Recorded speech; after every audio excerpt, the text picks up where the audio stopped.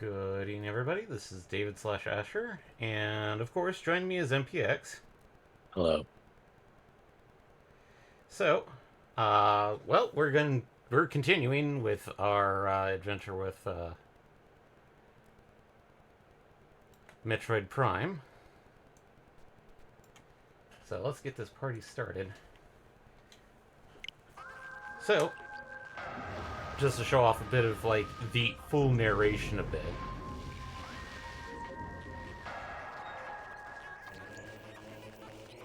Yeah, I'm gonna ignore the extras. Because that's spoiler territory. Completion 24% in only 2 hours.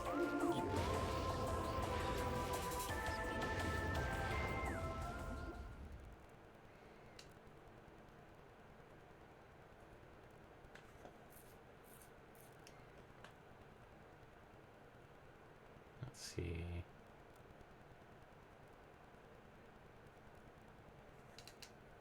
Chozo ruins.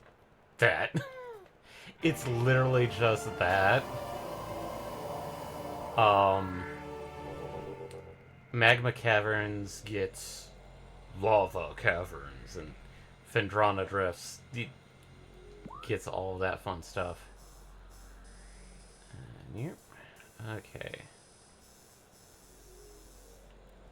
Totem. So we want to get there.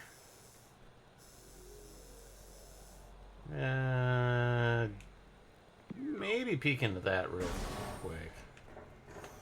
Yep. Frick it. No breeze!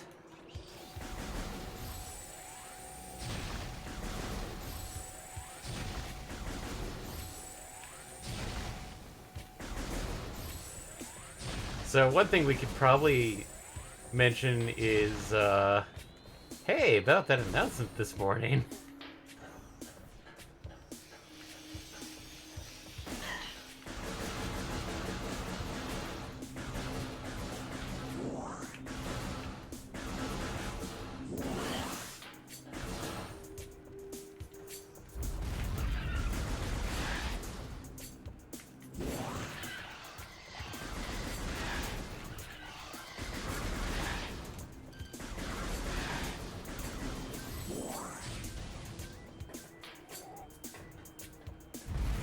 I don't care.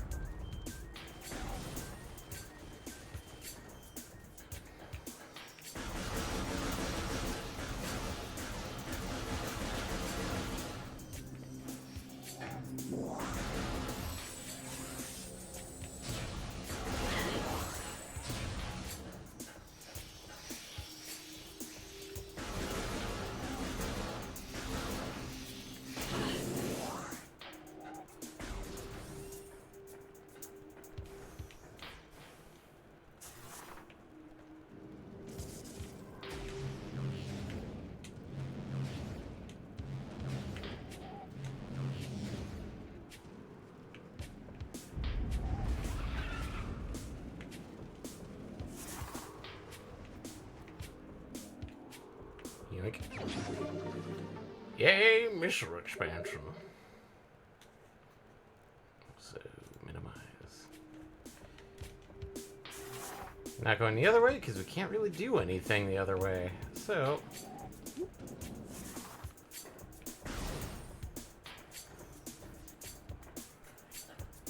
And having 75 missiles is going to be extremely helpful once we get back to Phendrana. Yeah. Nope.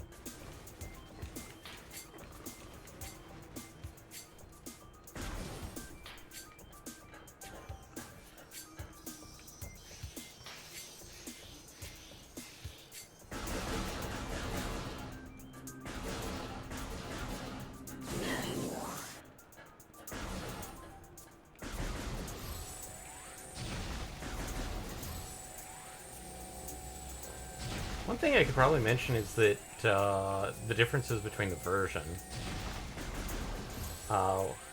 Sadly, like, for the longest time, GameCube was considered one of the better versions for graphics, because of just like some of the stuff that was just normally in there, like the various beam effects. Because like when I charge up here,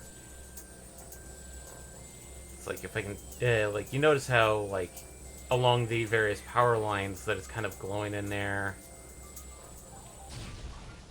Once we get another beam, because there are other beams, some of the GameCube effects were as closely replicated as possible.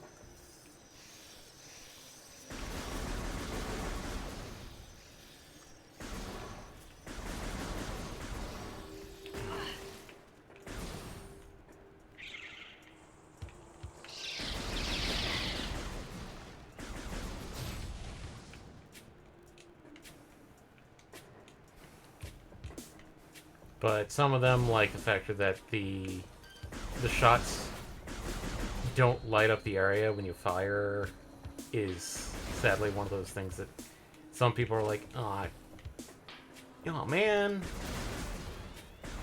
I mean, like, it is what it is. Actually, I have a question. Sure.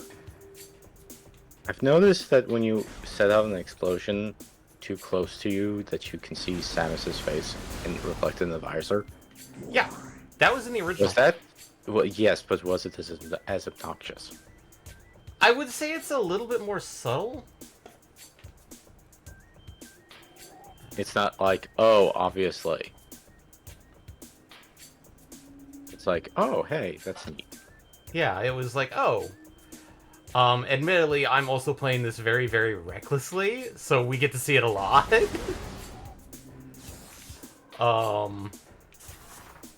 But yeah, no, like, seeing her face in the, GameCube version, was something in the original.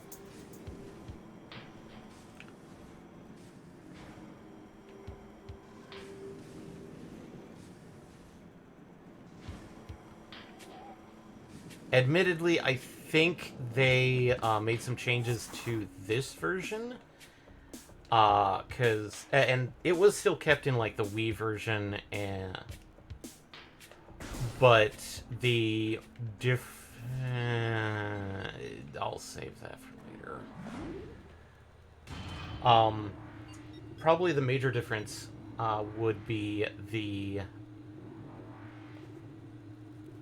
they changed her face a little bit to match much more of like the standard Samus face that we see nowadays, with it being like, oh, a little bit more anime-esque.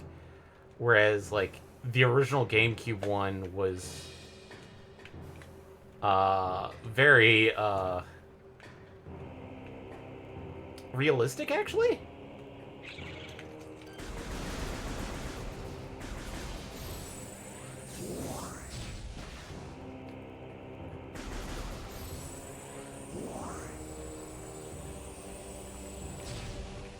Let's save.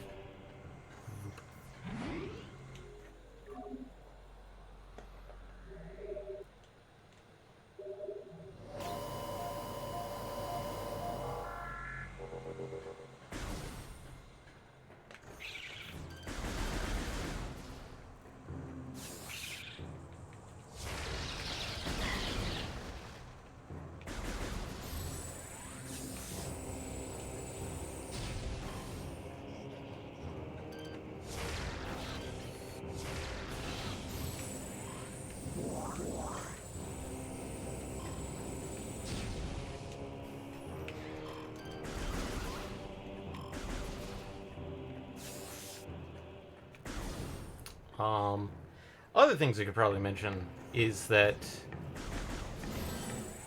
supposedly based off of some of the information garnered from somebody's LinkedIn profile, it's possible that we do actually have remasters of 2 and 3 of the Prime series just sitting there waiting to be released. people were kind of hoping we'd get to, and Especially sort of a holdover during waiting for Prime 4. yes. My thoughts are, I think, because, like, if it was done, if they did all 3 games,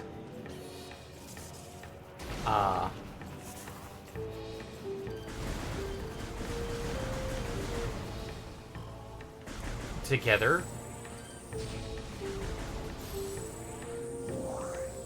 part of me kind of goes like, maybe they want to release, like, the complete trilogy for, like, the Switch too, which, hey,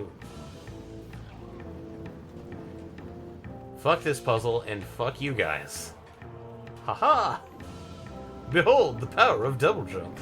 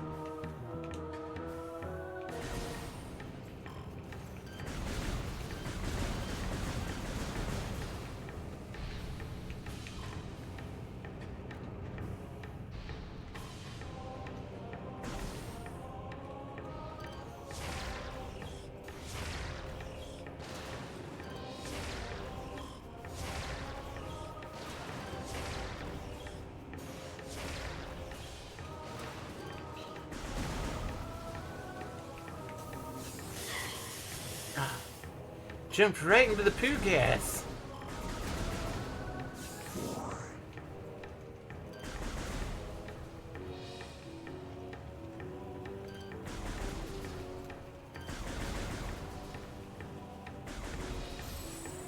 Hello.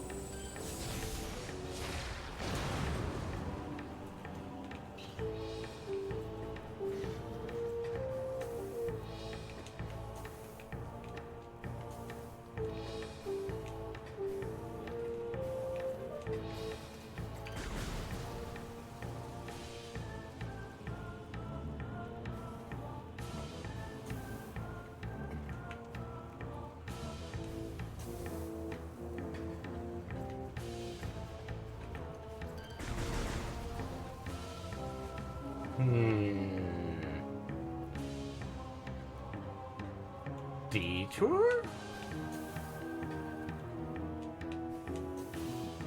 Detour!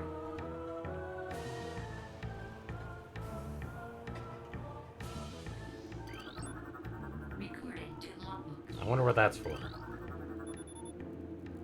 Lacks power. Wait, wrong thing.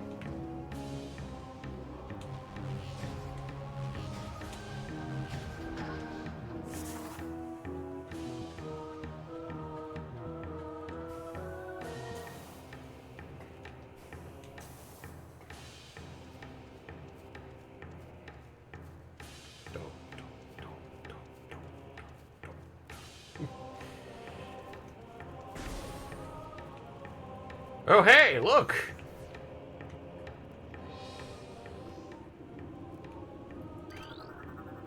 Here's a Chozo artifact. Bendezium. Well. We'll be coming back for something later, especially if there's something like Bendezium here. Well, let's see what we got. Chozo artifact acquired. Drinky.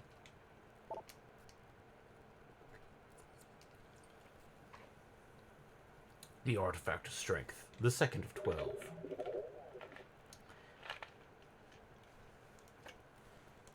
Oh yeah. Yes, I'm not actually trying to do. Oh god, no! Get me out of there. I do not need...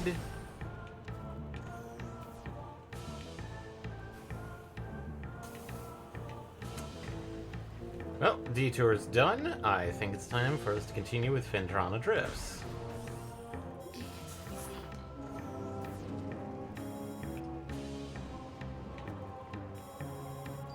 Predator increase in Fendrana Drifts.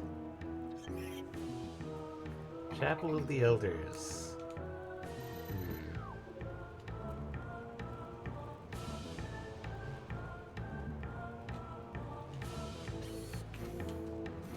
Okay.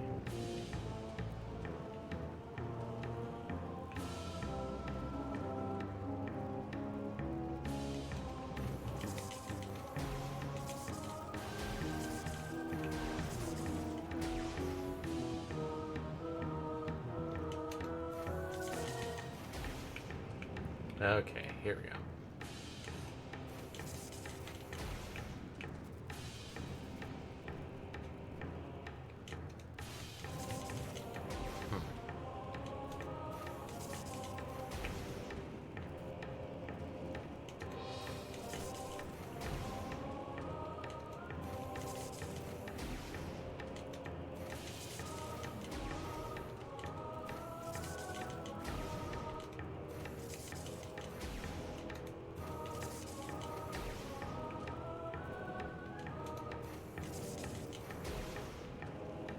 All right.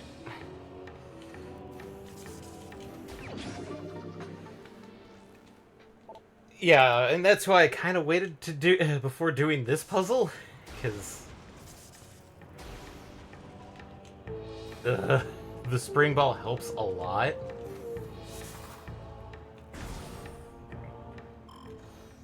And now we have 4 bars of health. Yay.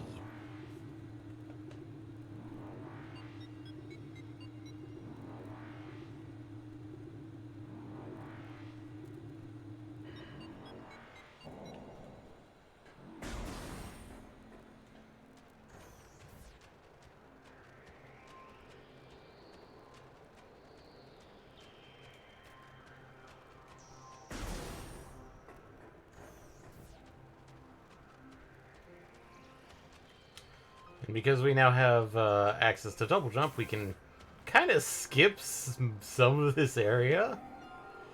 Or the platforming, really. So, let's go save.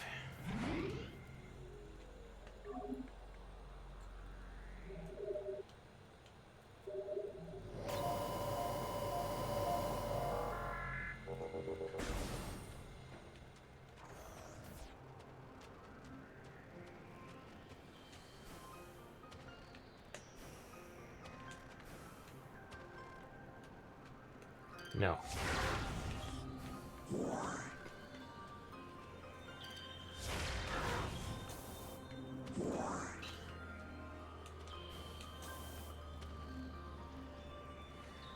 Yeah, we can even get up there with little to no hassles. But what we're looking for is actually that platform.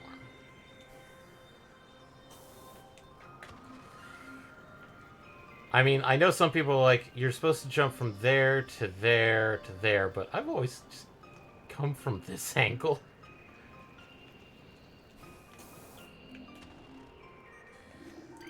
Ah, cordite.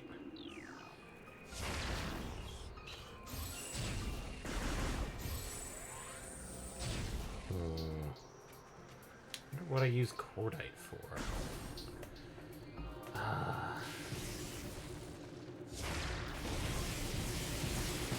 Yeah.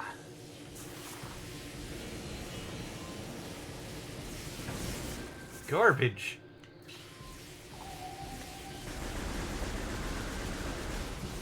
And yeah, you can't kill those things with the normal power beam.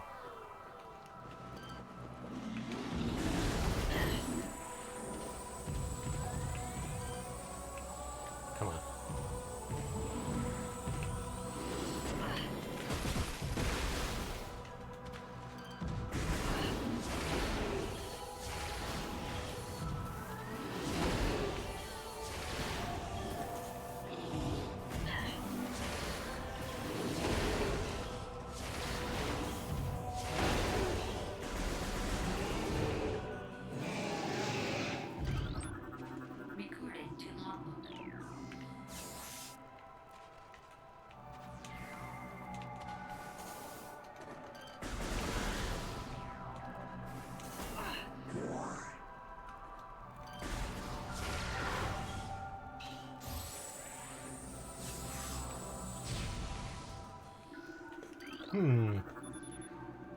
Statue depicting Chozo balancing the plane of existence on his hands.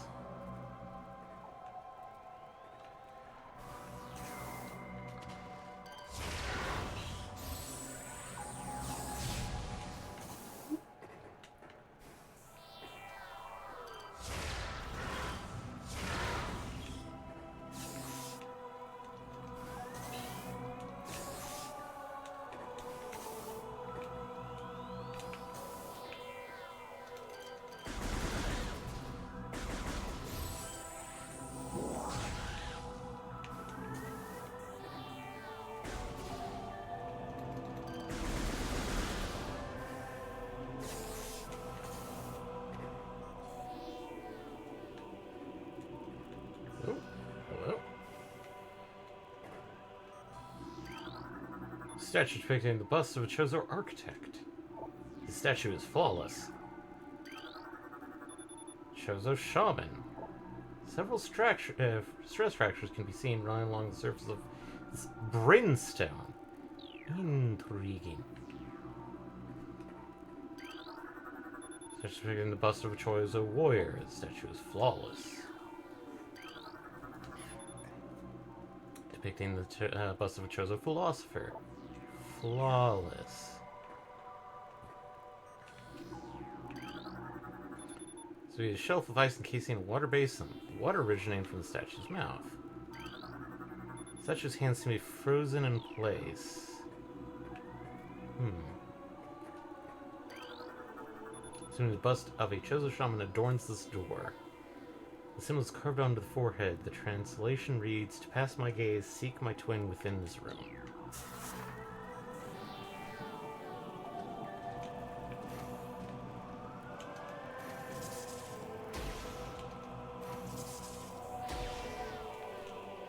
Oh, right.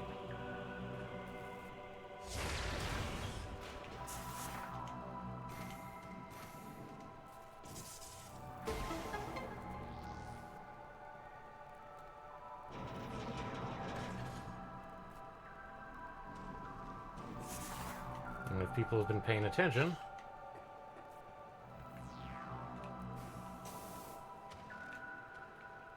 the hum is around the statue, but can't really do much until we figure out how to melt. Oh, right, no.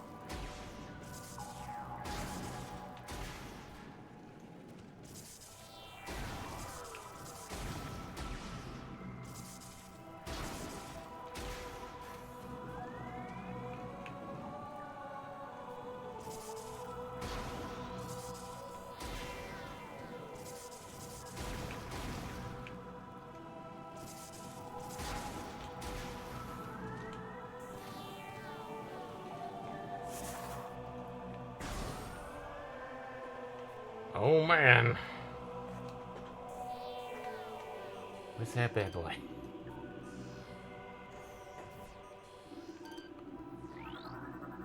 The wave beam. Gonna pause for a brief moment while I take a sip.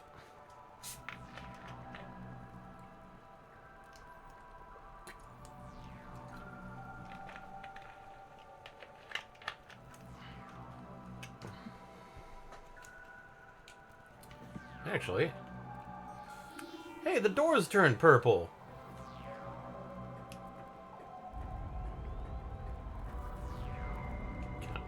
Oh no, I missed my chance.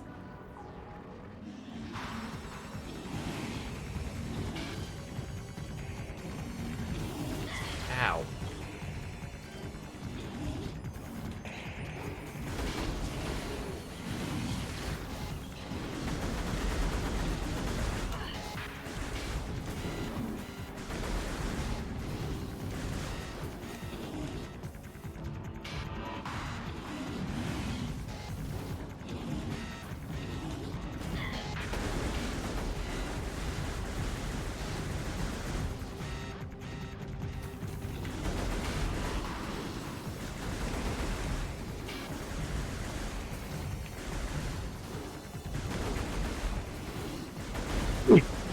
That's you.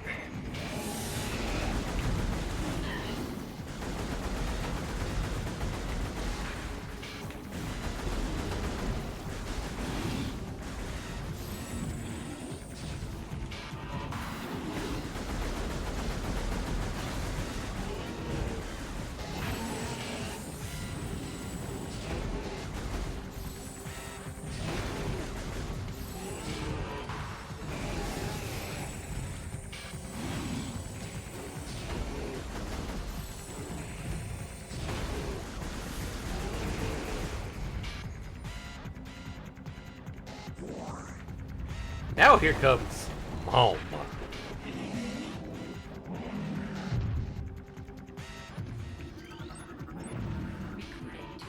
And since this is a boss, Morphology, Sheegoth, Supreme Predator of the Phendrana Drifts. Sheegoths are invulnerable to most beam weapons. The crystals on their back absorb energy, which they can fire at prey. Sheegoths have poor stamina. They hyperventilate after using their breath attack, making their mouth area vulnerable. The soft underbelly of Sheegoths is susceptible to concussive blasts. In battle, they expel blasts of frigid gas to ensure their targets, to ensnare their targets. They're also fond of ramming and trampling their hapless prey.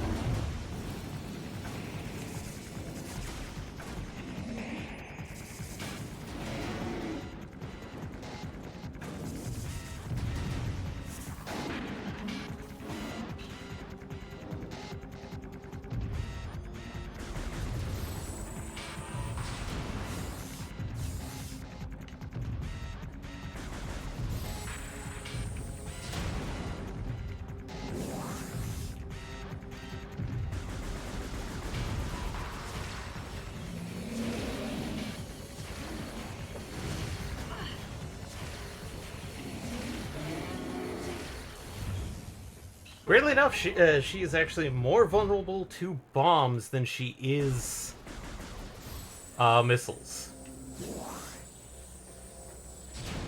Playing really recklessly there, so oops. But let's get our first beam boy, the Wave Beam. Also, color coded for convenience.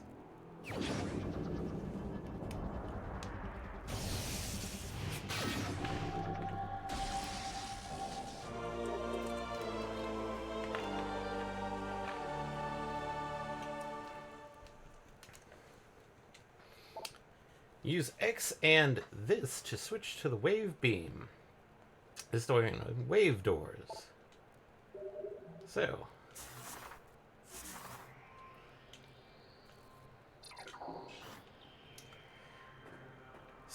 As we can see, normal power armor, power beam, charge, expands a little bit, gets a little burst.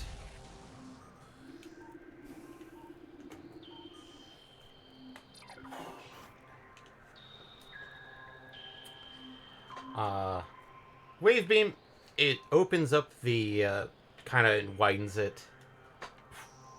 Now, let's charge it up a little bit.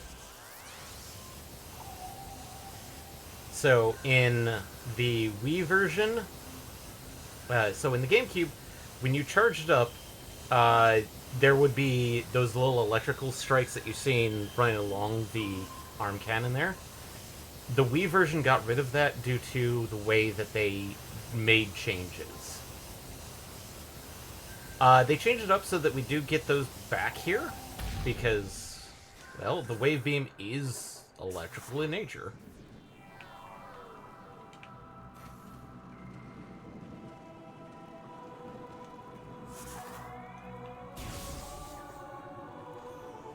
And now, we now have a way of dealing with the bombos. Or bomboos.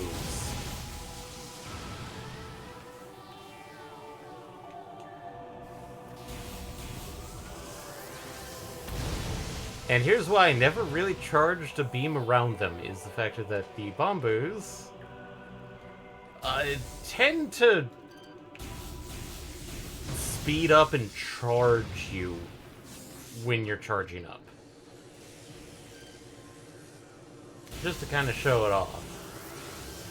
Since this guy's on a set path, he now moves extremely close.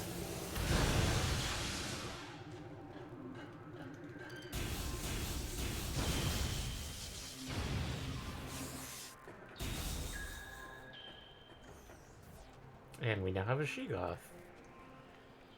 There.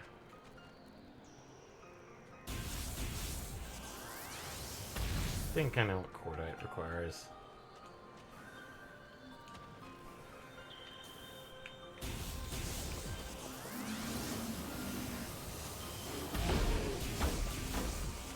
The other factor is that the wave beam is generally more powerful.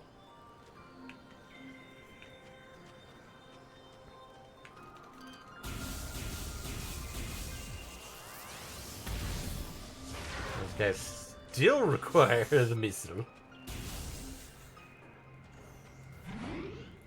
But for the most part, we're probably going to be sticking on the wave beam. Most of the beams are generally like like when you get them, they're more in power. But there will be things that later on that kind of like, oh, you can't use that beam.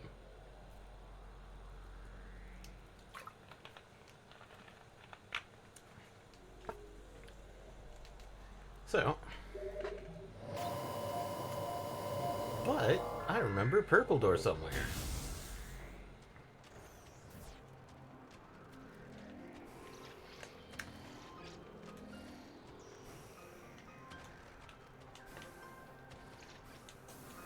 Let's see, was it this button? No. Yeah. Purple door.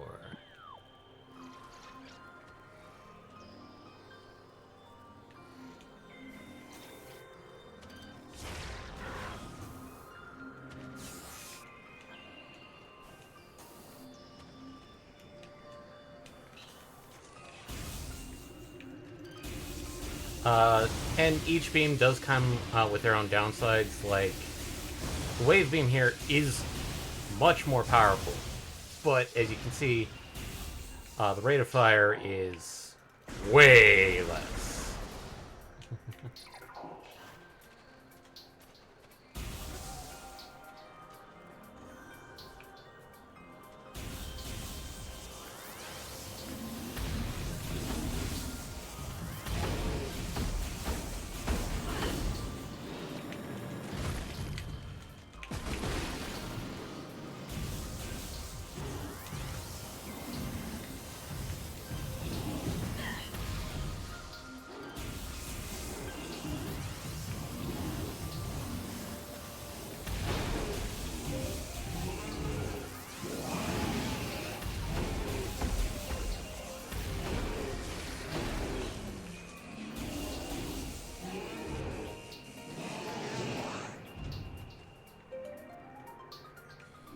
What? Oh man.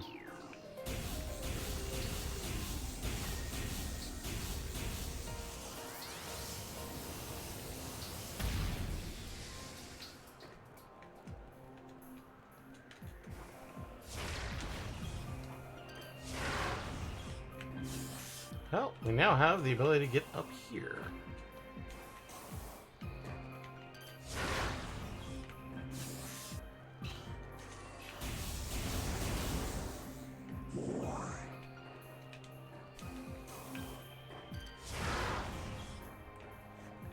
Fun fact, this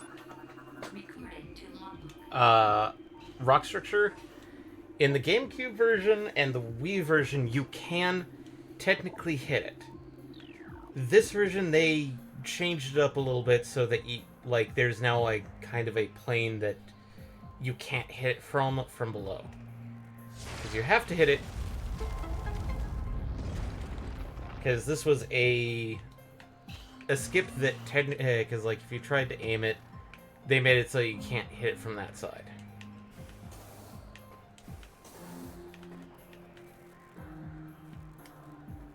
Door there, which we've been through.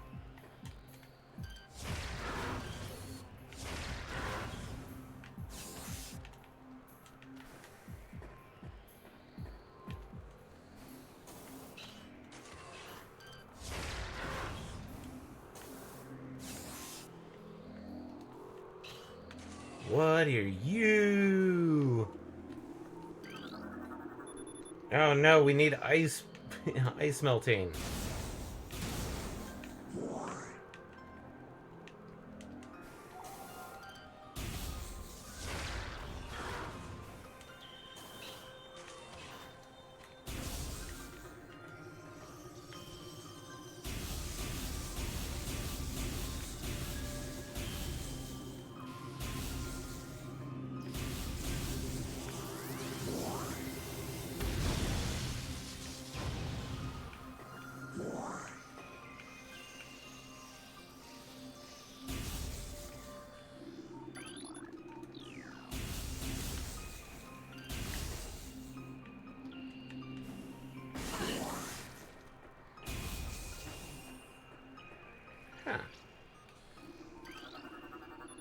access hatch.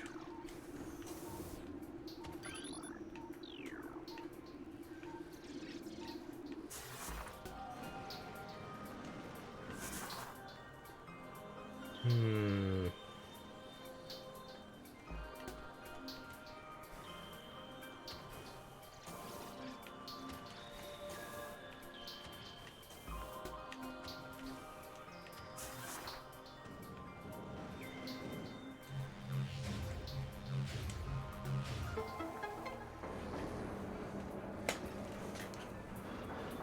Okay.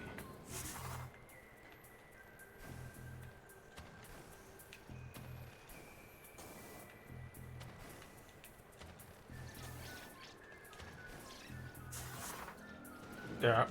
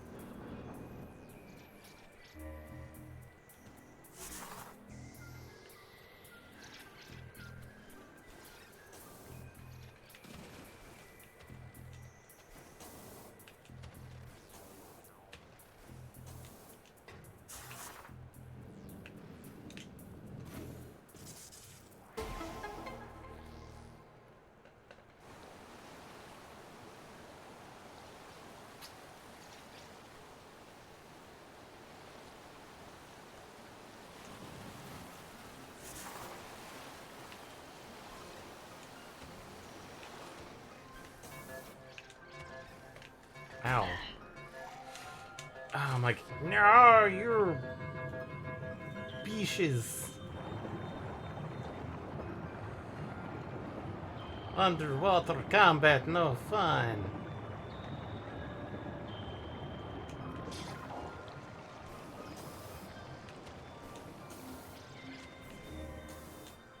Ew.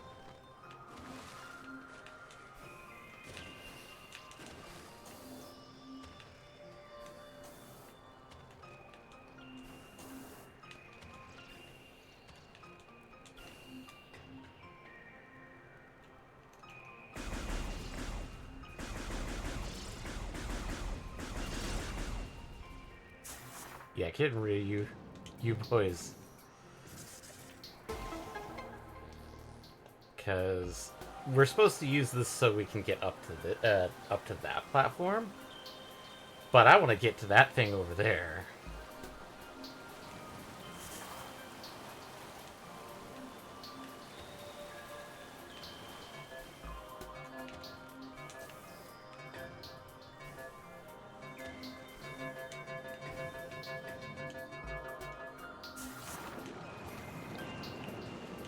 It's a...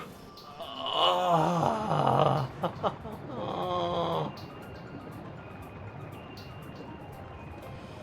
No.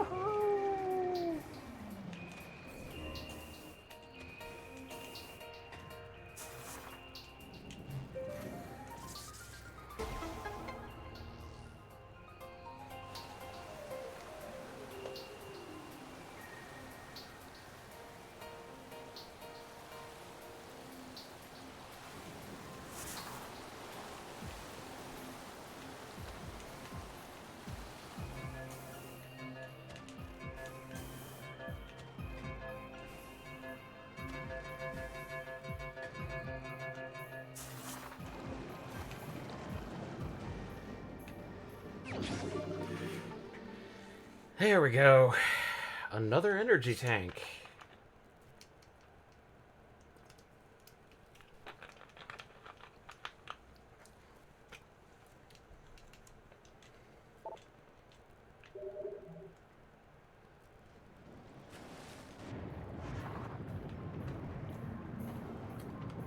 Trust me, water combat in this game is until we find obviously the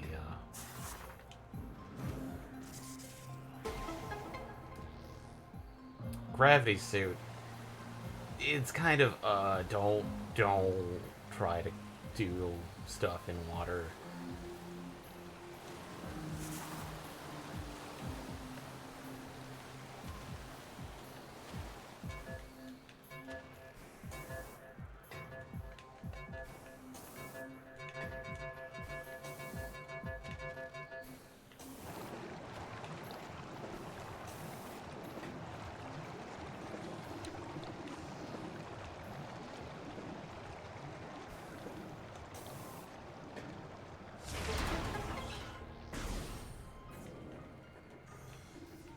Schematics for Glacier 1 secure zone accessed.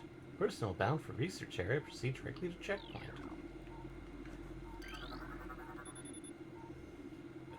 Schematics for Research Lab Hydra accessed. To access the Research Lab Hydra, proceed through the wave doors to the south.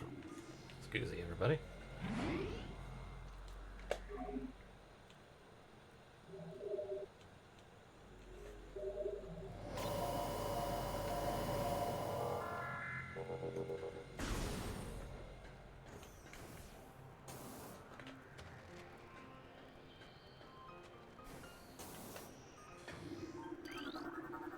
This door has no power. This cordite statue is worn and weathered. Cordite.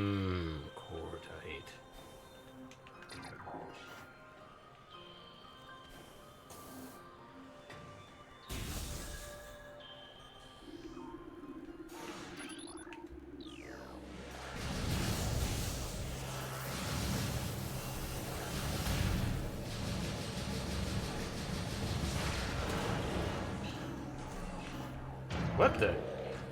Space pirate? Recorded to logbook. Shadow pirate.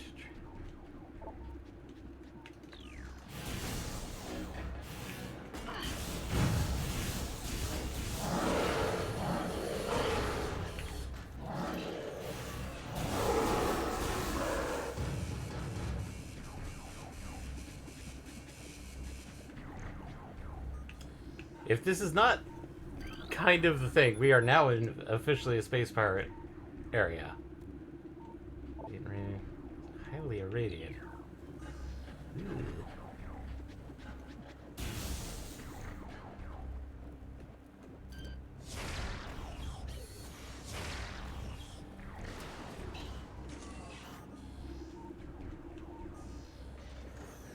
Welcome to pirate territory.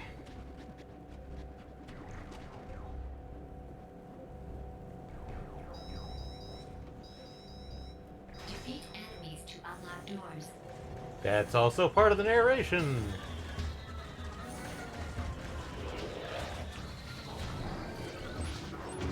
Recorded to logbook.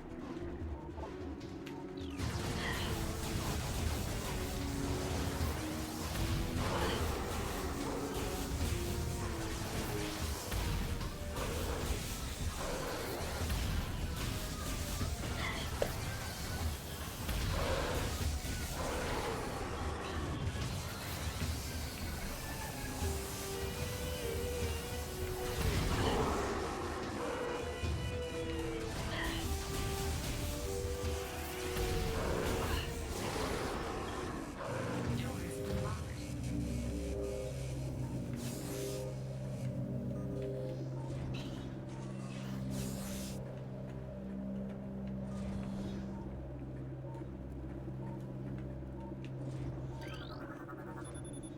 Force field accessible only through space pirate bioimaging. Possible to breach. AKA doors meant for space pirates, but not for Samus. So we have a map station here. Project Titan specimen is immobilized in quarantine cave. Relocation recommended due to increased violent activity. Phazon ore appears to bind through phazon energy. Thermal imaging is required to detect highest concentration of radioactivity, which is bind the stones together. Imaging research is being conducted in the contained vault area of the facility. Phazon ore is extremely durable and blast resistant. Although the armor-like qualities of the shell provide ample protection, thermal imaging can be used to detect weak areas in the casing. Improvements must be made to the shell in the event that these weaknesses are found by aggressors. East Quarantine Cave is restricted to blue level security. Authorized personnel permitted entry only after bioscan.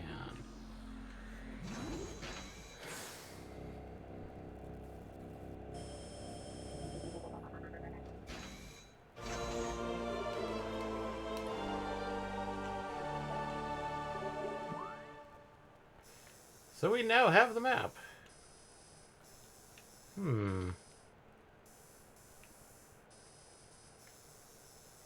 So basically it looks like we go that, go up, then around, and down.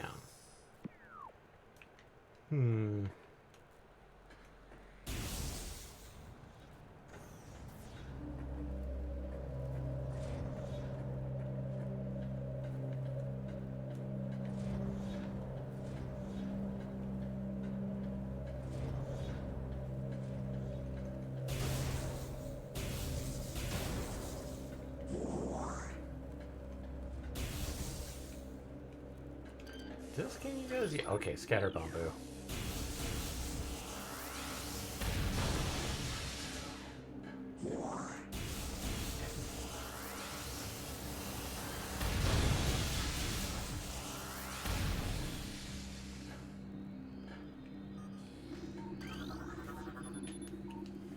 Locks the entry. Something nearby must be. Hello, space pirates. Are you ready to be obliterated?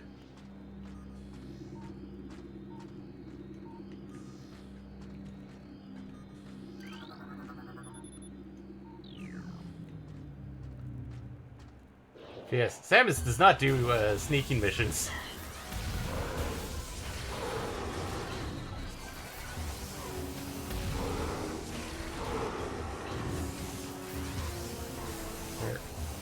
Where are they?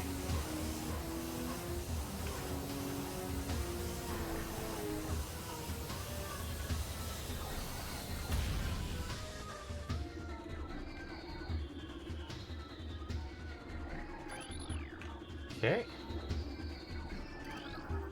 Stasis tank operation currently empty. Deceased vital signs. Cold. Ooh. Okay, that's where we came from.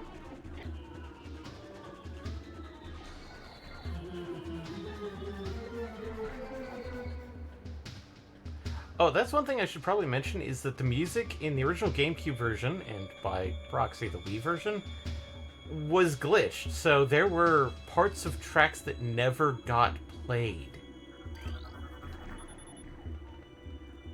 So the whole, considering that I think for Flagra, his entire melody side of his track was inoperable. So we only got to hear the harmony part. Pirate data. There's one pirate data that I'll actively read off because it's just fucking funny as shit. And I know exactly where the heck it is. Is that ice beetle? That is not an ice beetle.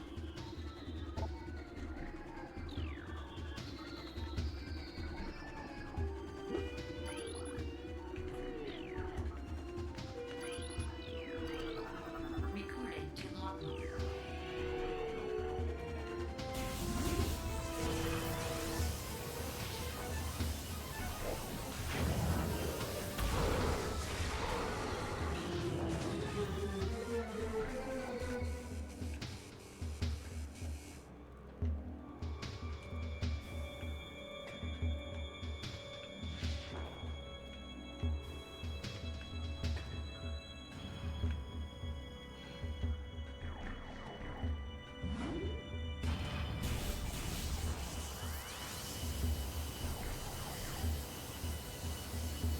I see you.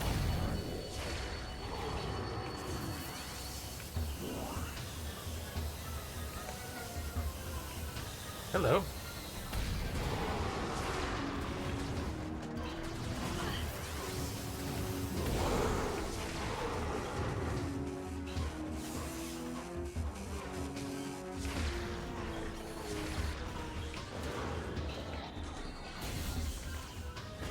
Ow.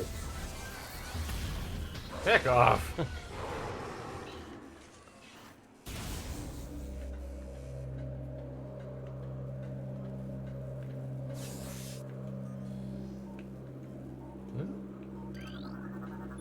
Cordite. Optimal absorption.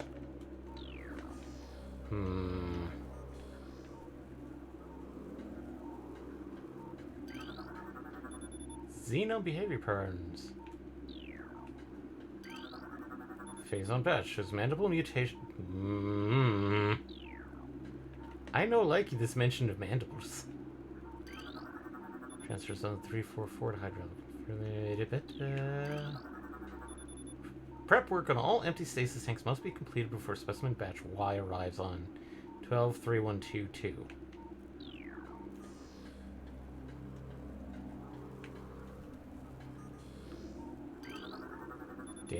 Daily conditioning required for all personnel working in lab. Aether. New pirate data.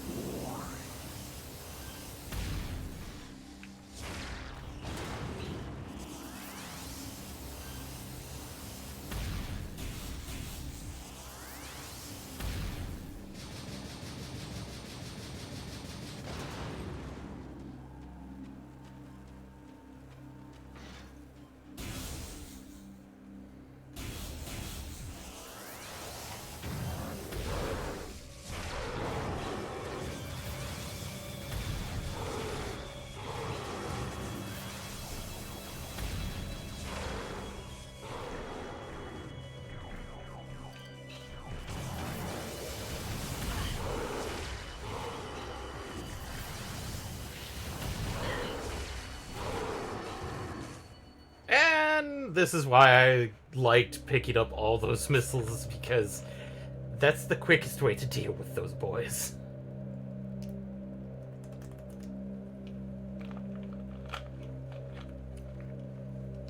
Shock them.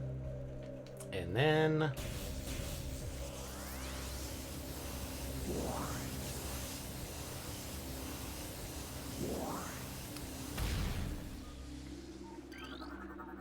Lower node astral holograph currently deactivated. Upper node currently not active.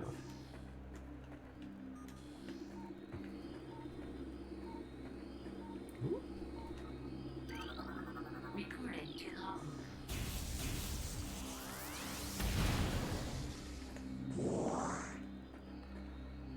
Well, let's get this holograph initiated.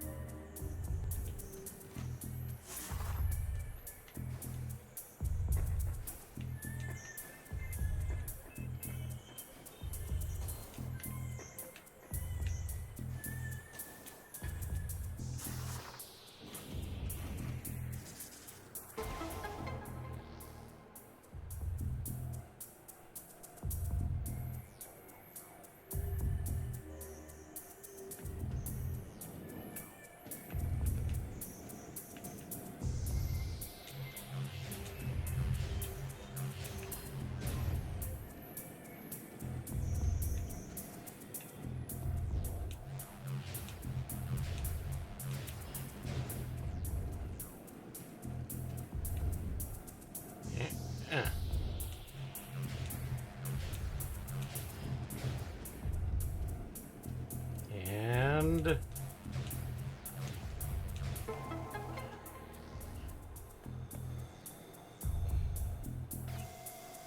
yes, there is an entire point to this. Ooh, power up.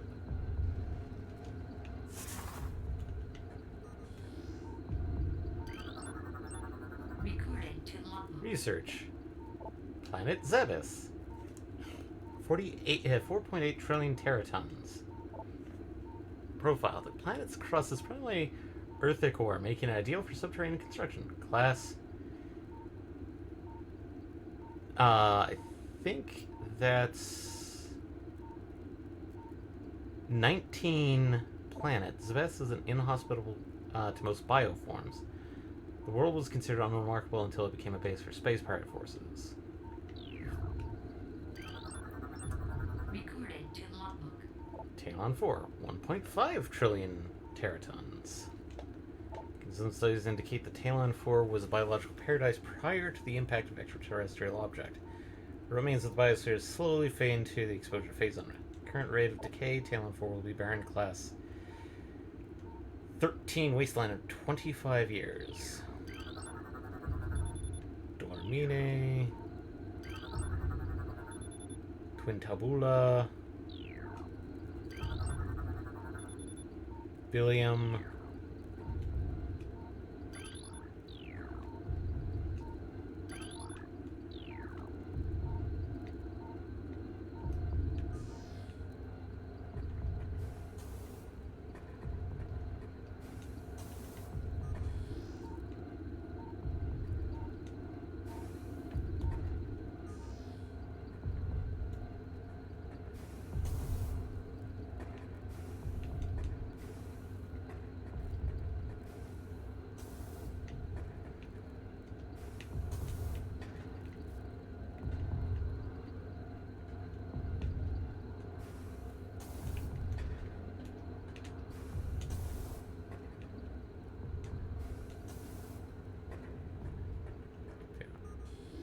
Okay, yeah.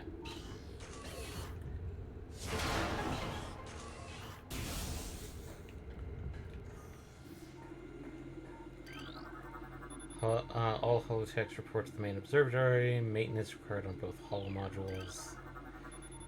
Chief Astrologian Officer feels our current dual holo projector system is obsolete. Please review and advise.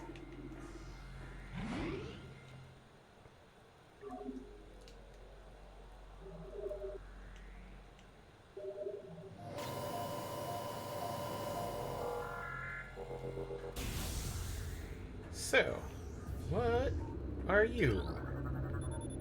The super missile. And now we get our first modification. And this is half of the things of why you may not want to be, let's say, using, like, just the wave beam.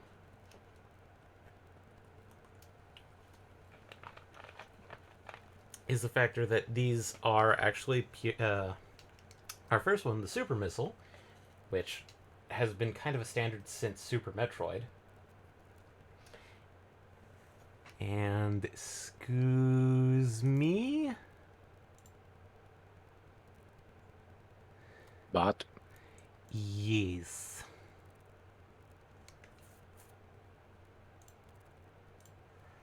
So. Sorry, everybody, while I actually...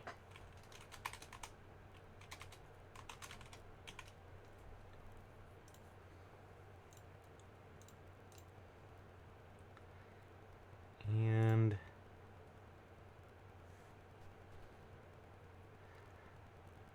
What's funny is the factor that it came up as, oh, Brand Invader immediately, so it's like, ugh.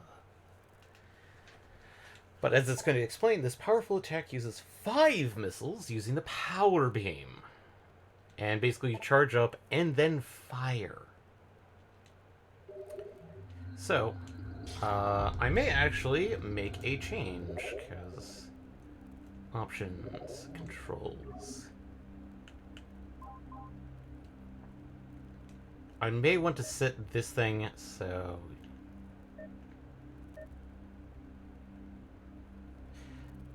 Okay. Mostly because of the factor that, being, that's a little bit annoying, is the factor that we're going to be using the beams, swapping beams a lot more often than we are going to be using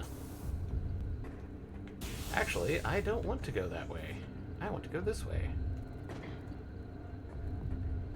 There's something I want to grab from this lower door first.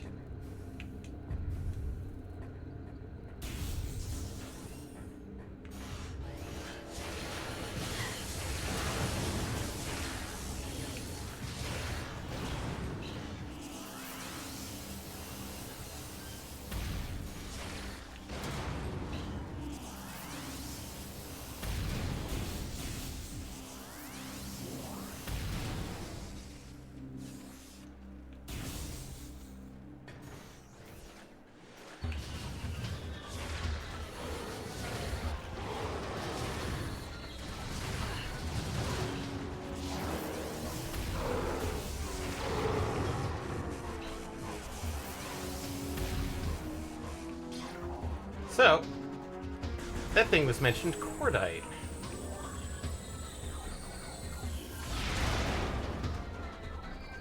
Super missiles deal with cordite. And I just came back here just for that. Fuck you, I'm out. And actually having that's annoying because in order to fire missiles,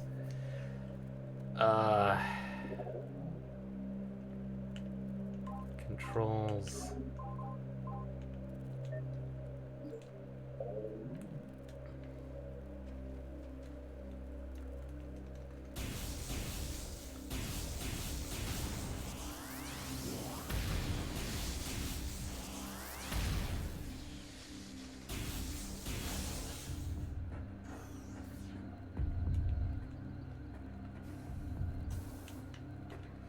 I mean, I guess I got too used to the default controls. Oh well. But yes, the super missile is our first expansion. It is the power beams power up, which is why it's like, oh hey, super missiles are really good because the factor that like it's only available on the power beam on the normal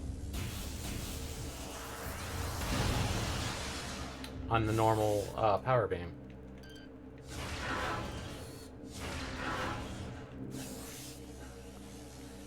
And yes, if you get close to the bombos, they kind of fudge up your visor a bit.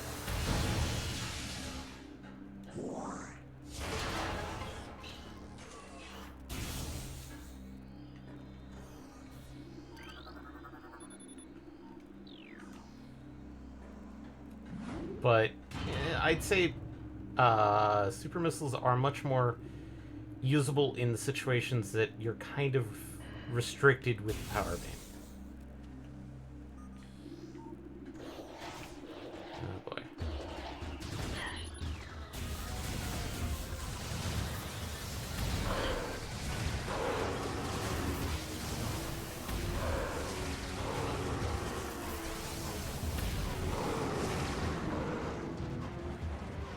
No, no, air troopers! I think I got these guys.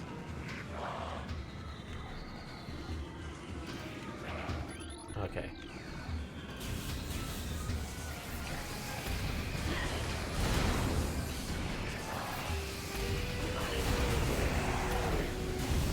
Yeah, beware of these guys, because they will dive bomb you when they're dying.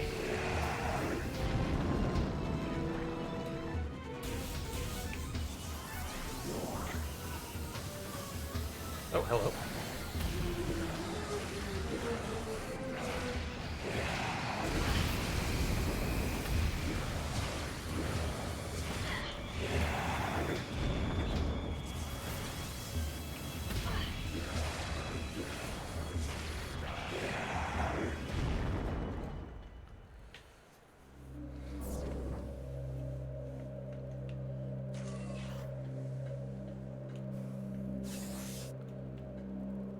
Okay. Oh. In here.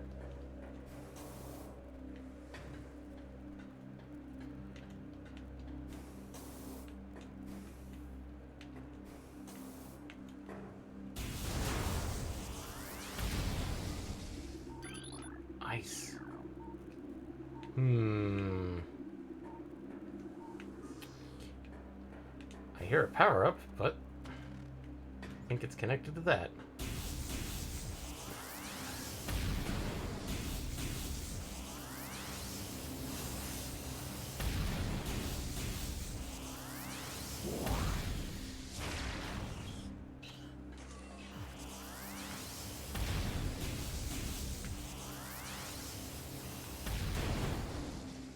Ooh, hey.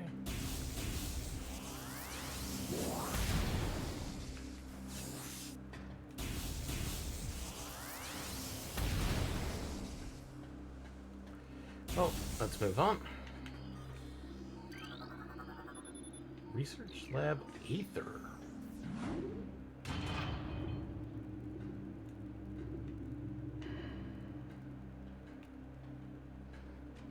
Oh no, it's dark and spoopy. Oh my god.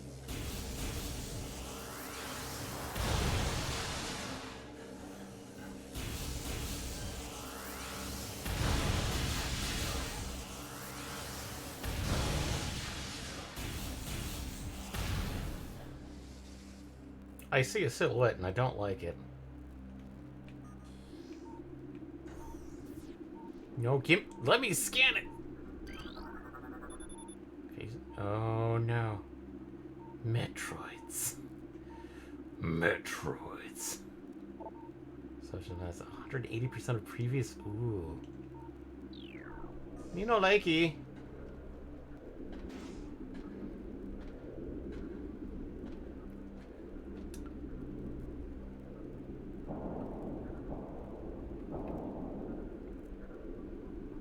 It's not a Metroid game if there are no Metroids. Admittedly, we've...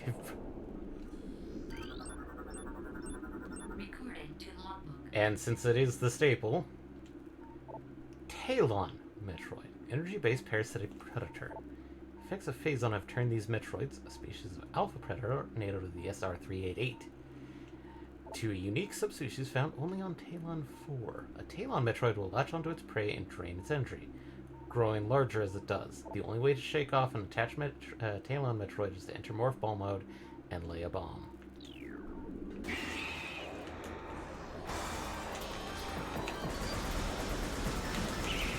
Oh no.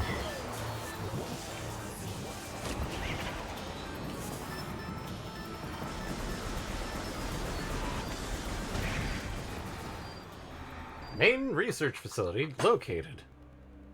I'm right there, boyo.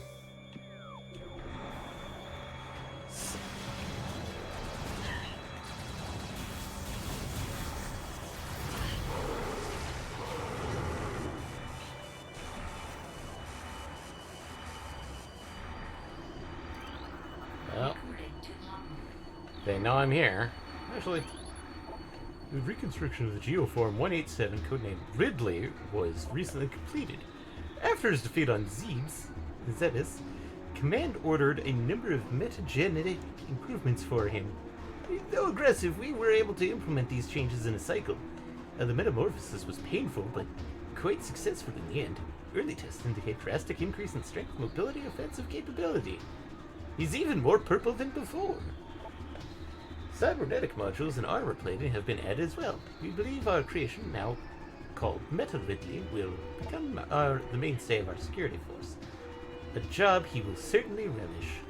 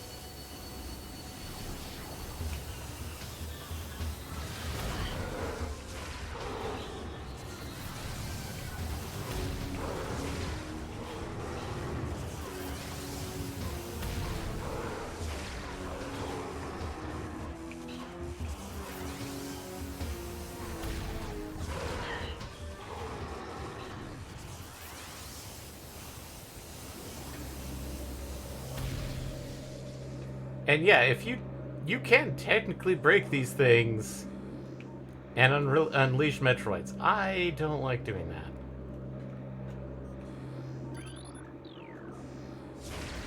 And all it takes is just a simple missile. So, yeah, we've got a good chunk of health.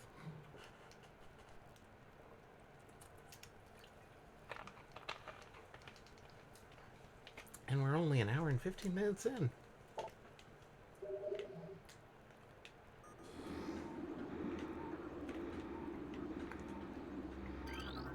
New Recording to pirate logbook. data.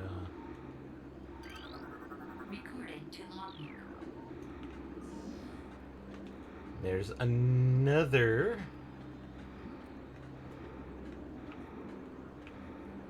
Hmm.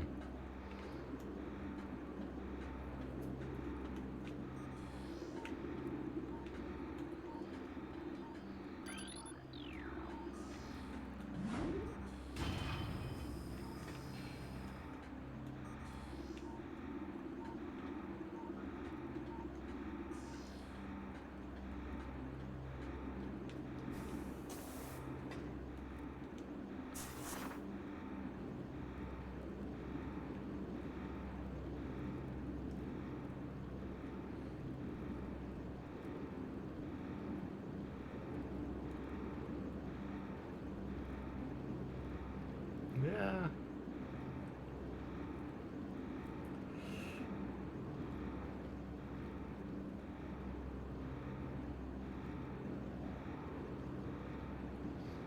There we go.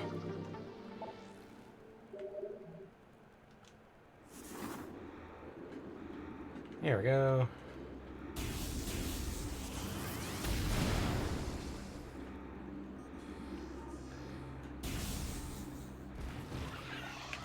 Ah. What are you? Recording to logbook. It's an ice beetle.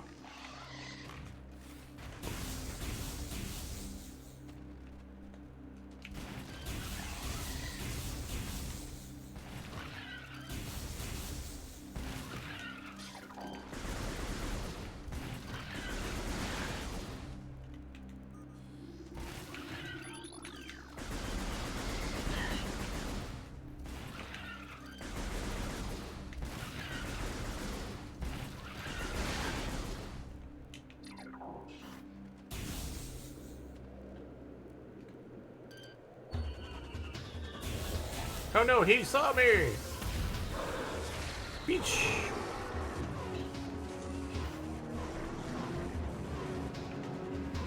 Hey, your rocket engines.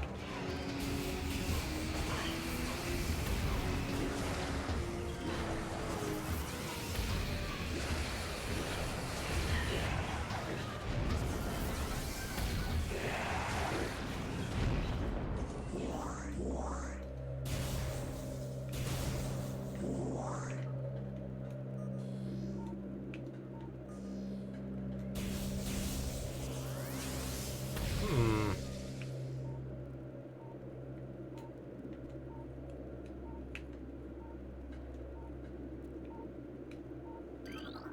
This unit supplies part of the containment field at the bottom of the room.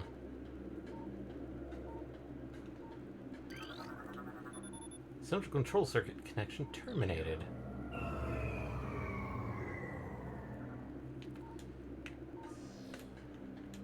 And yes, this room is very dangerous because of all these glass tanks. Actually, no, they've got holographic barriers on them, so it's like, oh boy.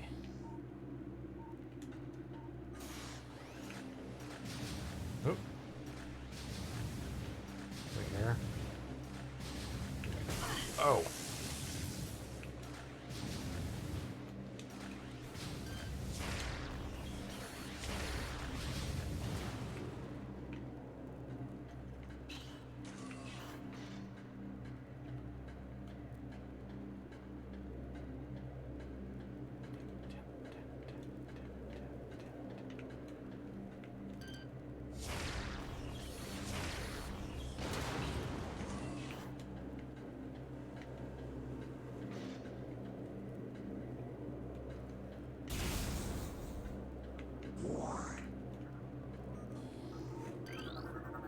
Thermal imaging software exceeded initial expectations. Combat applications are being evaluated by command.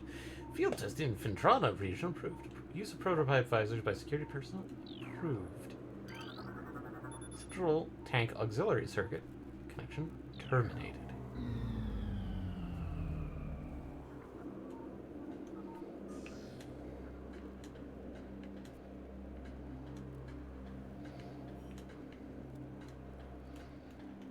That's a new door. It's...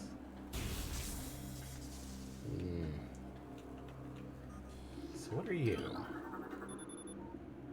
Force field network active around object. All three force...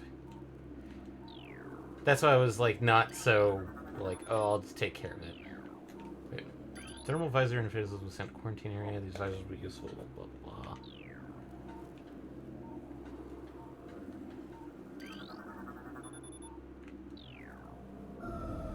And in this case, this is the unique aspect of Metroid Prime is the visors. Because it introduced the scan visor, which apparently somebody on the dev team, I think, mentioned that they liked the idea of the X-ray, but they wanted it to be much more to it than just like, oh, hey, here's how you can do secret hunting.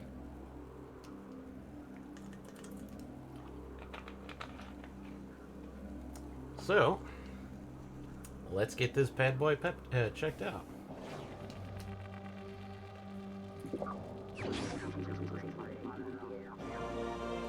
Welcome to the thermal visor.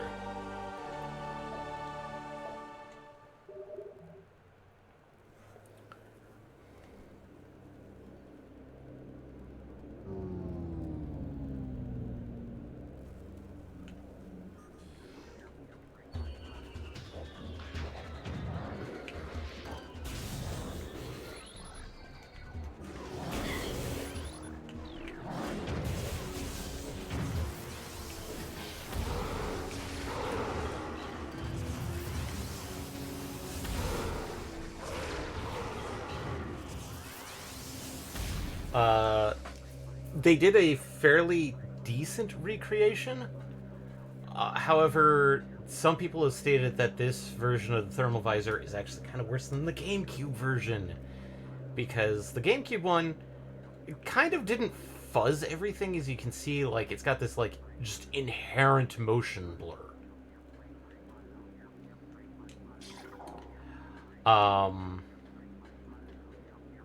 And as you can see, the HUD did change up with it to recognize it.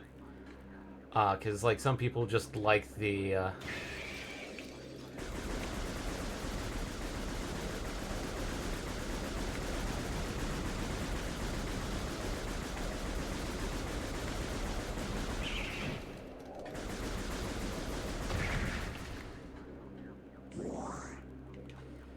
But I think it's okay, because, like, it technically does relay the whole aspect of, well, how thermal imaging works. But I kind of, at the same time, agree the GameCube version was a lot more crisper, per se.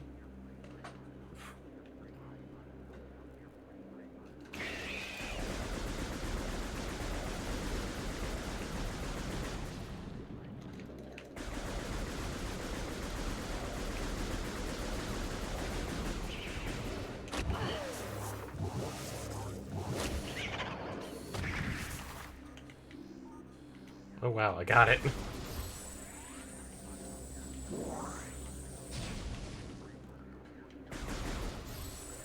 And if you're wondering why I'm not using missiles on the Metroids, they bounce off, including the super missile. So,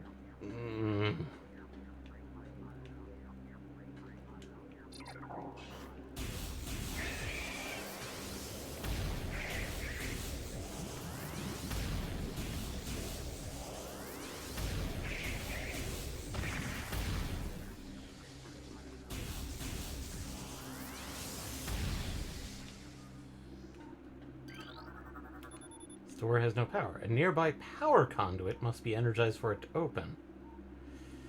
Blast of electrical energy will energize the conduit. Conduit radiates some heat that is invisible in normal spectrum. aka the tutorial of, hey, your wave beam is electrical in nature, which means that technically it does this. And that's how that works. Fun fact, the little tiny symbols that you see in the beam selector are supposedly the hand shapes that Samus makes in order to use that beam in a hand cannon. Oh, I hate these guys.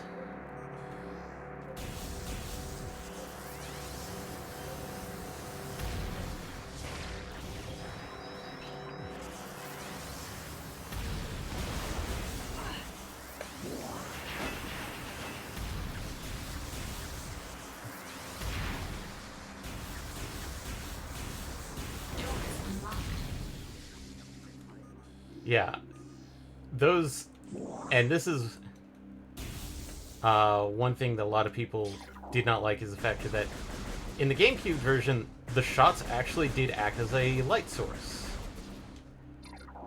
And so, like, technically you could get through this area without using the thermal visor.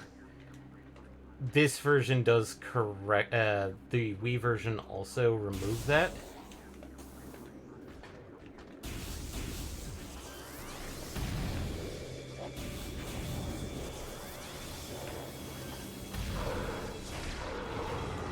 Yes, I'm not releasing Metroids on the general populace.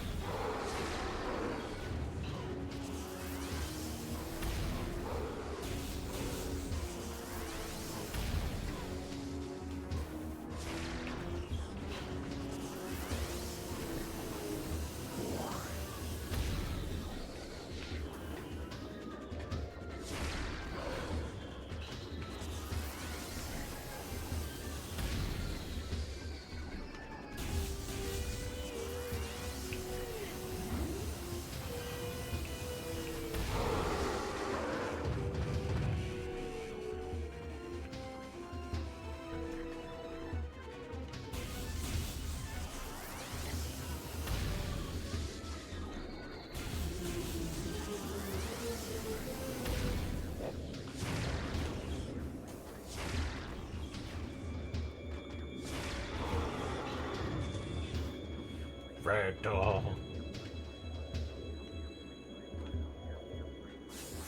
But yeah, now our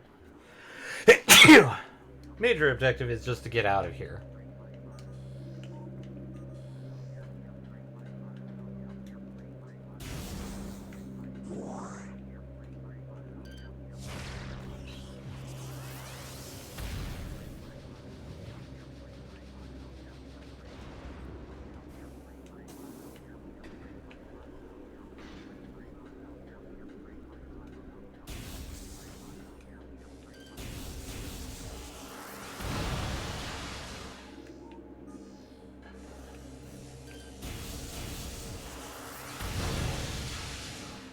But yeah,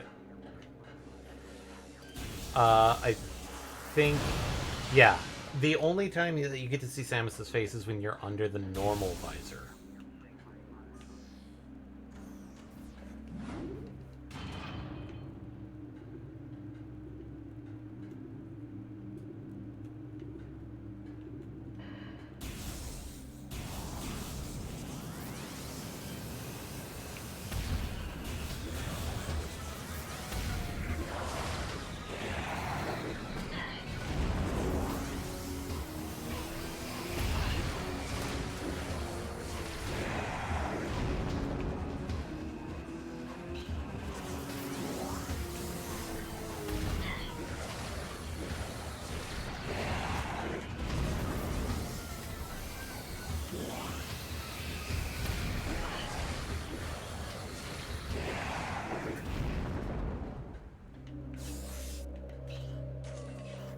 But yeah. But yeah. So now that we have the thermal visor,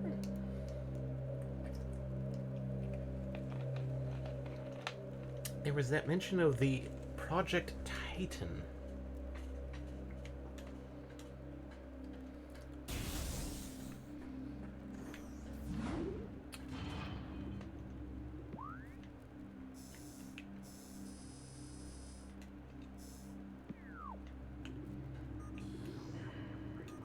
Yep, we have to go back.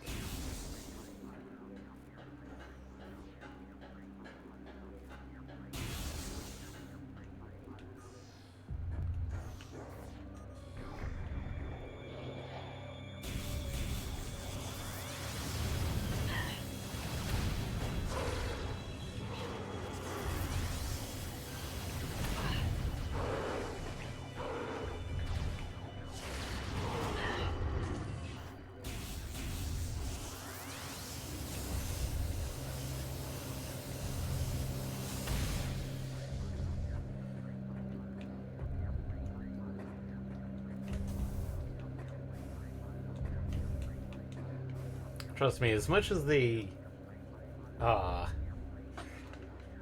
thermal visor is helpful, this is one of those sections that they kind of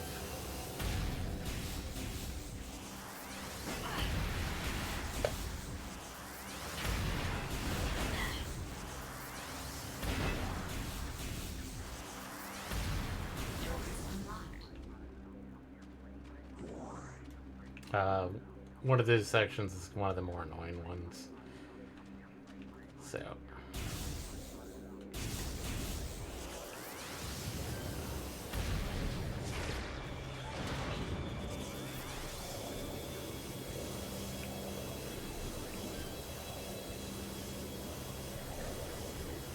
hey, buddy.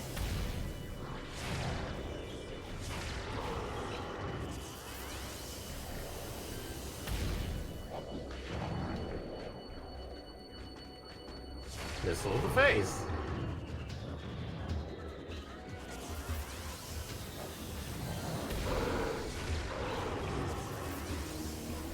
Hey, buddy.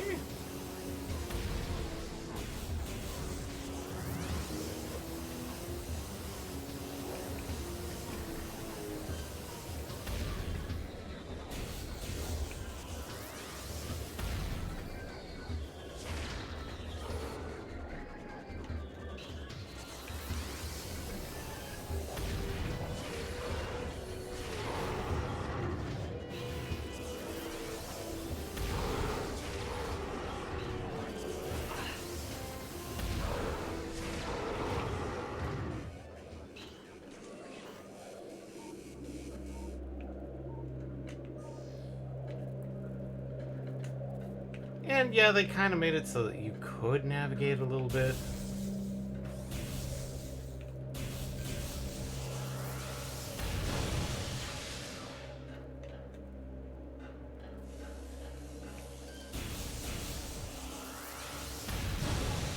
Just to rest some people's eyes.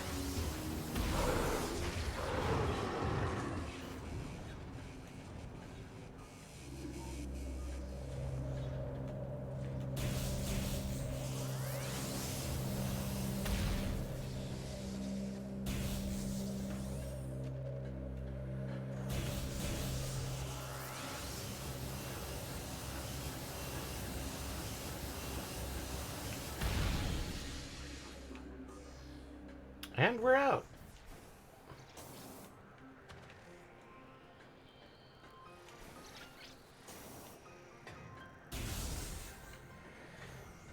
Save.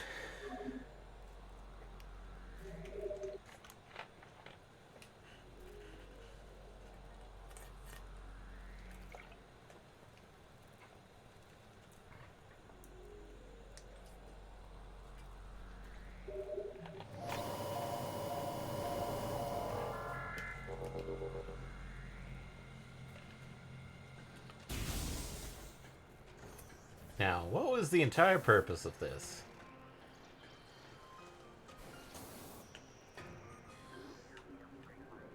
Well, there's a conduit.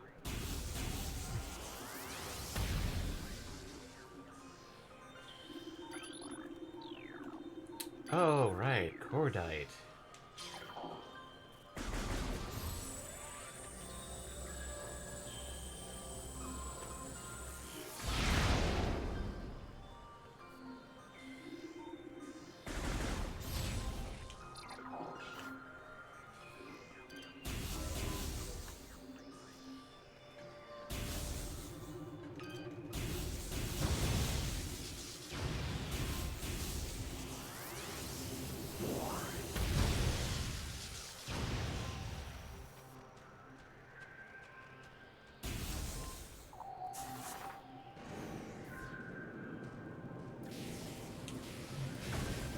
Right into it.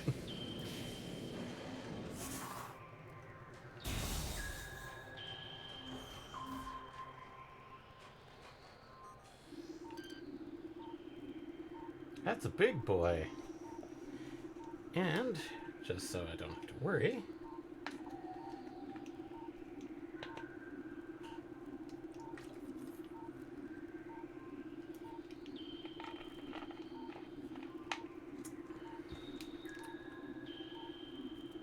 yeah, I think it's time. Meet our next boss.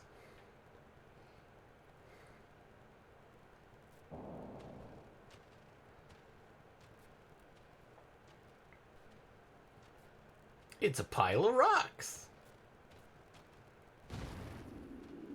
Psychic pile of rocks.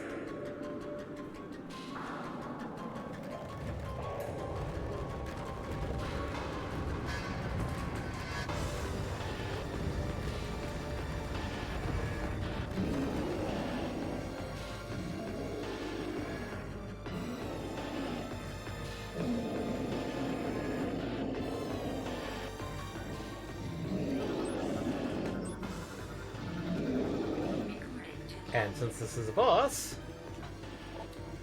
morphology. Thardus, an animated sentient creature of stone charged with phazon radiation. The phazon radiation given off by Thardus negates auto-targeting systems, preventing lock-on. It may be possible to acquire alternate targets via a different visor. Hint, hint.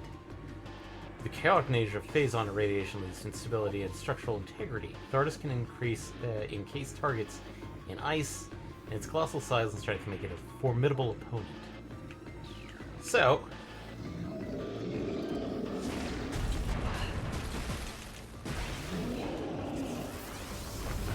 oh no!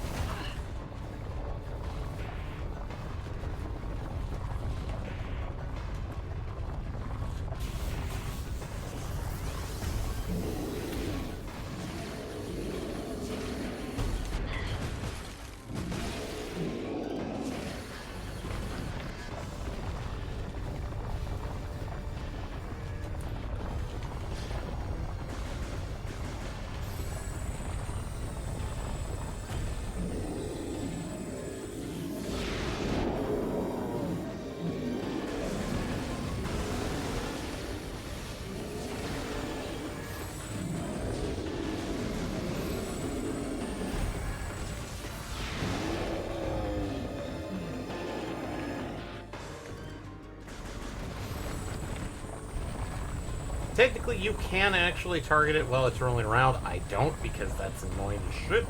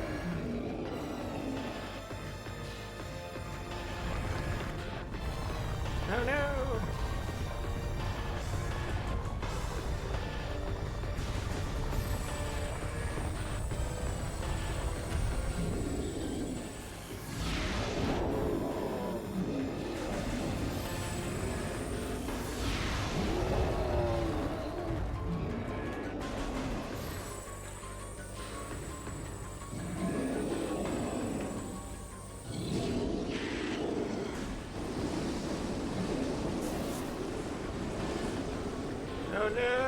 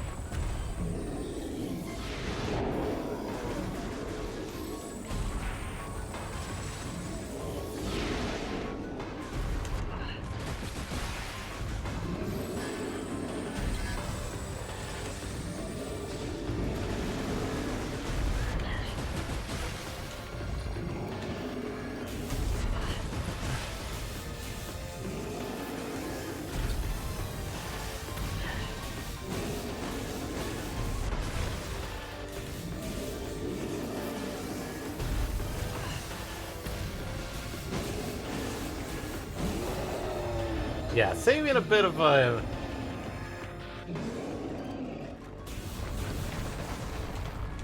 Ow.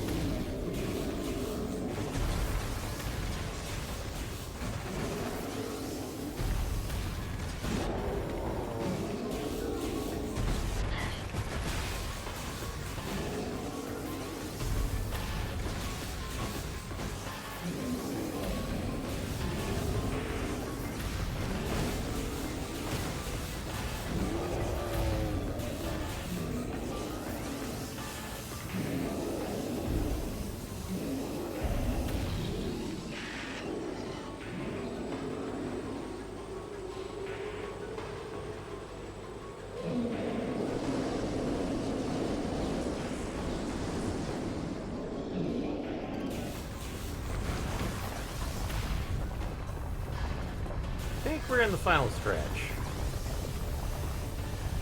But yeah, Psychic Rock, dude.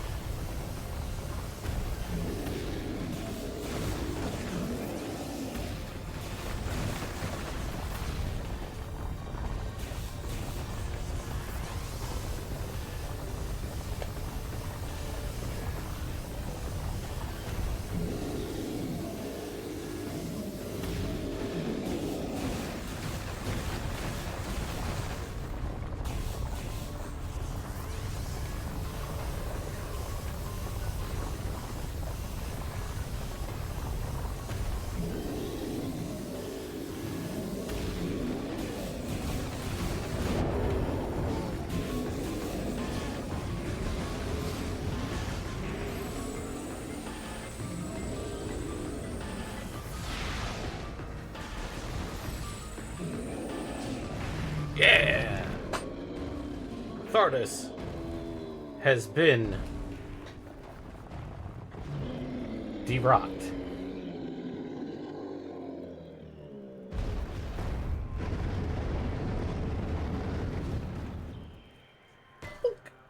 Asshole. One last fuck you from Thordis.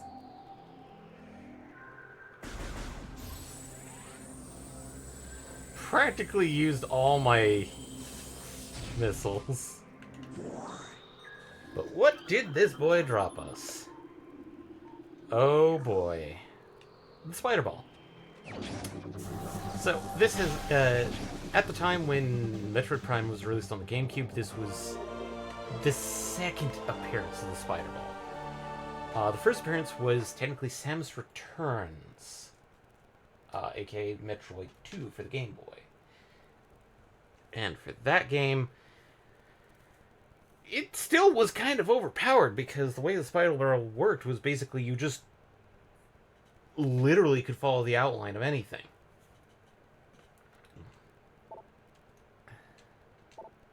And now, since we have it, our world has expanded. Now, what makes this one more interesting is that we have the tracks here.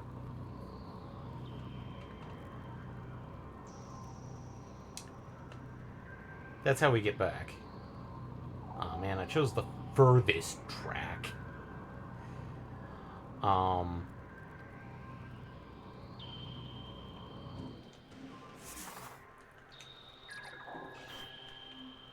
But yeah, that's Thardis.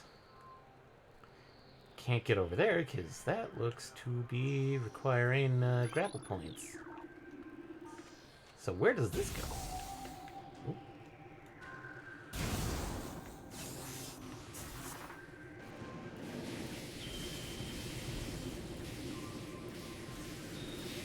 Ow.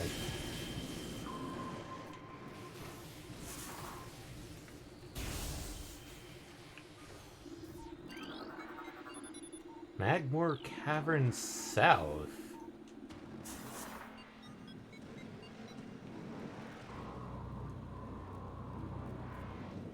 Another one of these white doors. Oh. Hello, Magmoor Caverns.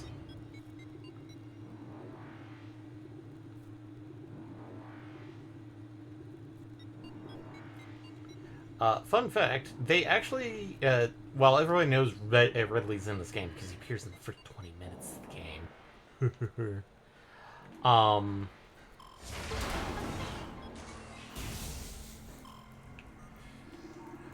game. The Retro Studios originally did technically plan to have Kraid. And there's actual concept of Kraid out there for Prime. Except they literally could not figure out a good place to put him. Quite literally. The closest thing that they thought about where to place him was quite literally the second to ow.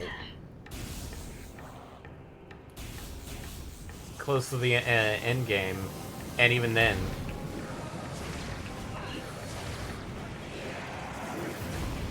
Ow.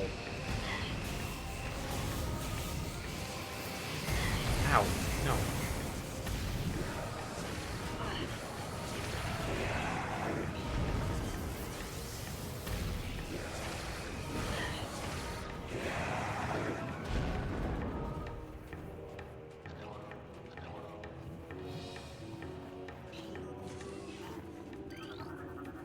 North channel sealed. West channel door sealed.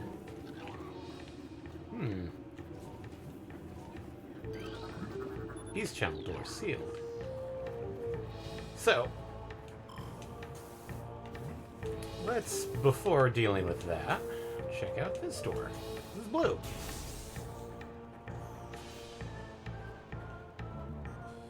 Zoomer.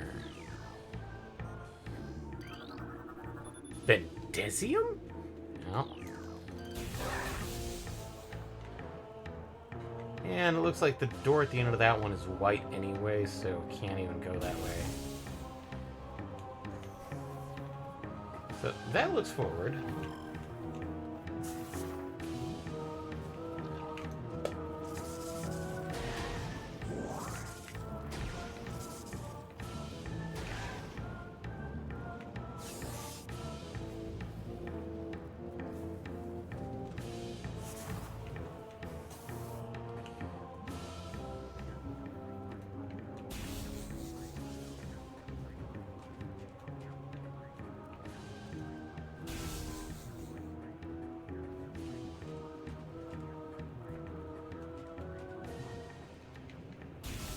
And yeah, you would expect like this area. It's like you can't even see anything with the thermal visor.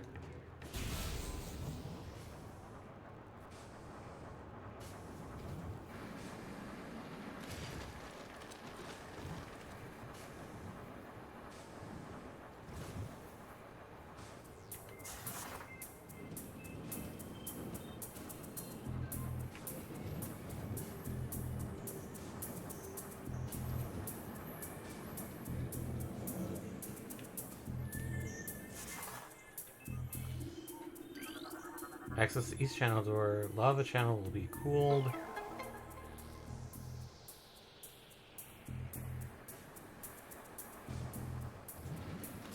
I think at one point this was technically timed. Yeah, okay, it's still timed.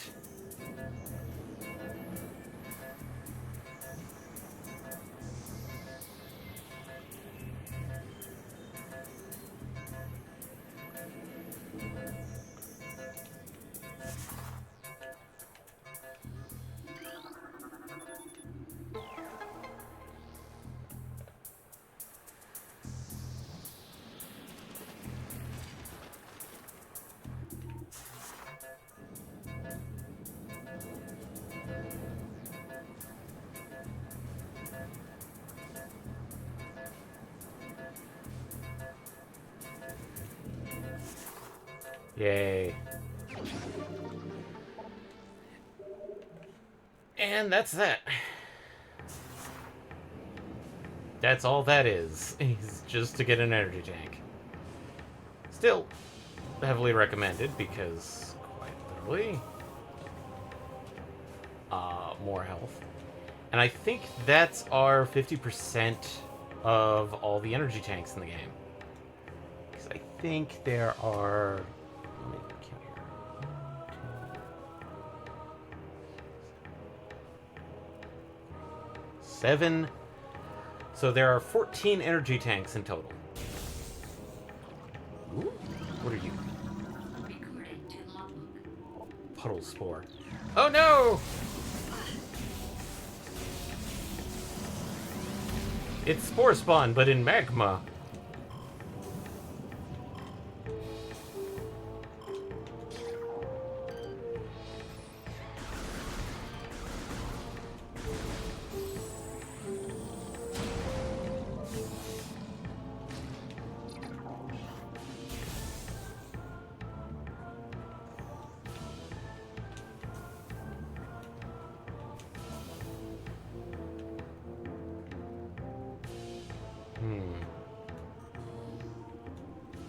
Grapple point.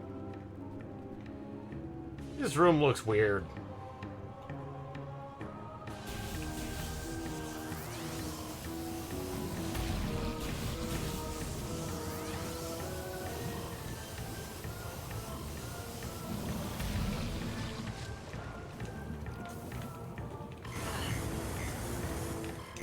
Yeah.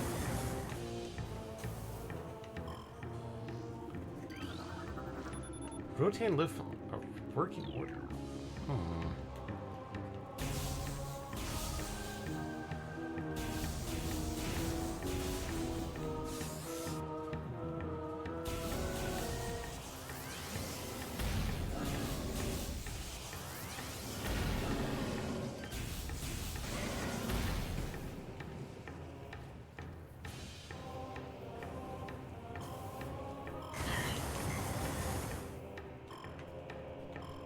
Oh, wait.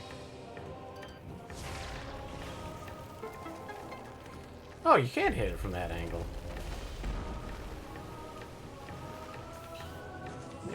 And that would have killed the Magmoor instantly, I believe.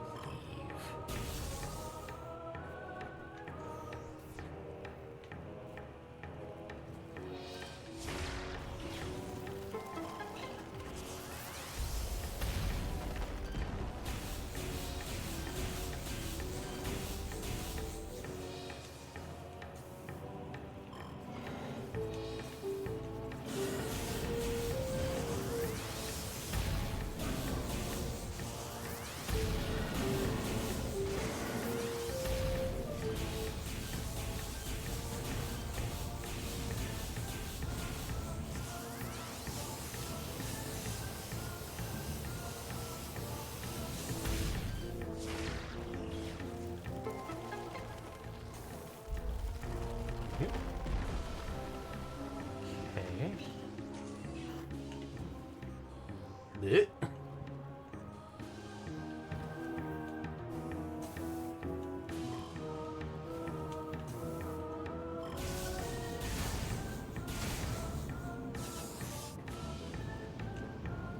I hated these two because, like, when I first got the game, it's like, oh man, I can't get past these. You fucking idiot, I forgot about Morph Ball. Brachio Magma!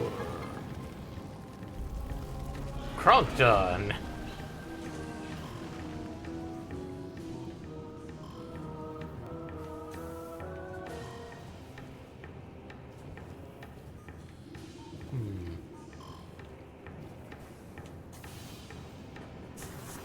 Ow, ow. Fuck it, I don't care.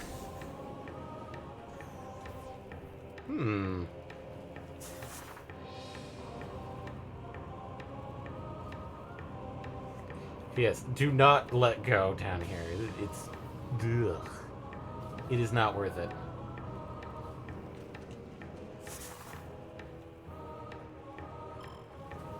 As for that one, I think...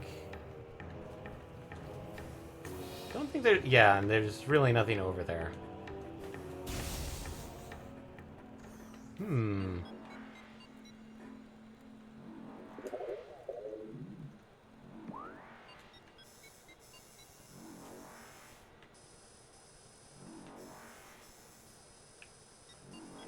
Yeah, brought us over here. So now we have access to South Magmore. Can't really deal with that. So, this is one thing I do like about how this game handles everything, is that it does actually kind of naturally guide you to the next places of where you're supposed to be going. So it's like if you encounter an elevator on your way to do something, it's like, okay, just take the elevator. So, it's telling us that we have to do something on the Talon Overworld.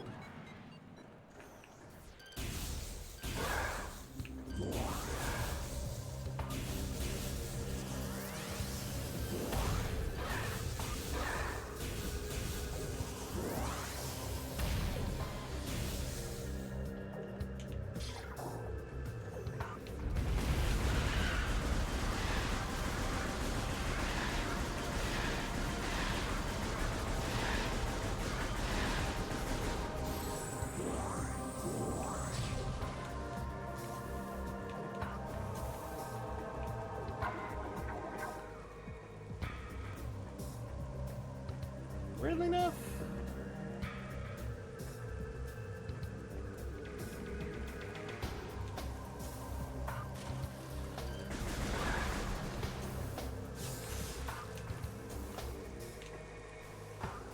As much as it looks like we could do it here, nah. Just to show it off. There's a red door there. Can't do red doors.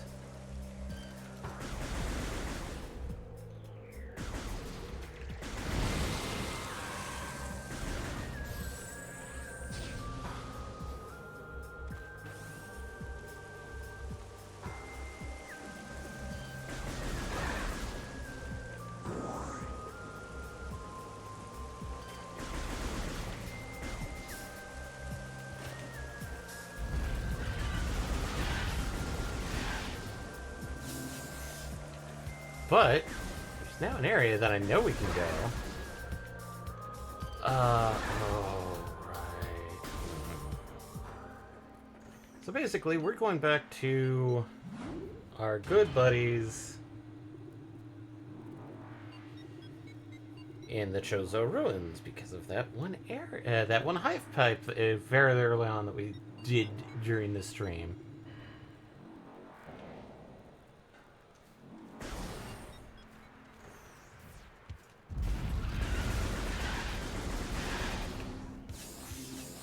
Hey, we're almost back to our full complement of missiles.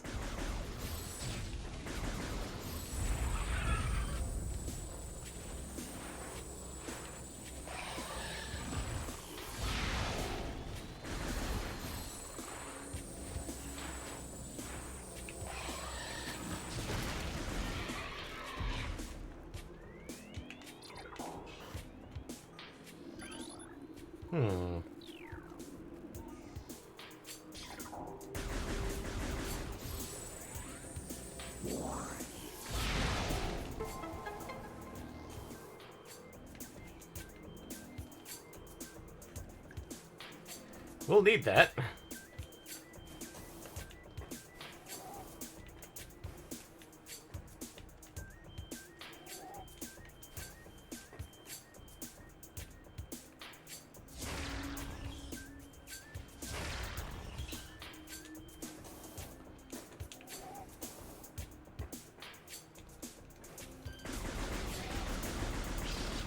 Oh, fun fact.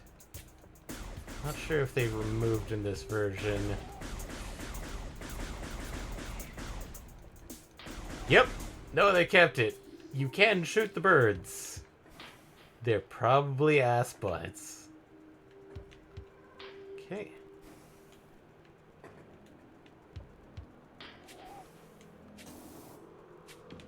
There we go. And I don't think you can get that unless you have the super missile.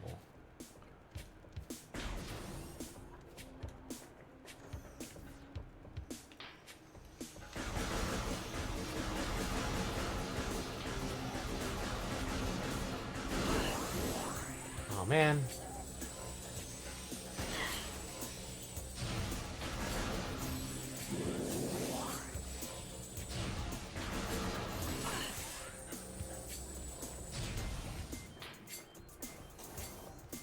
Yep.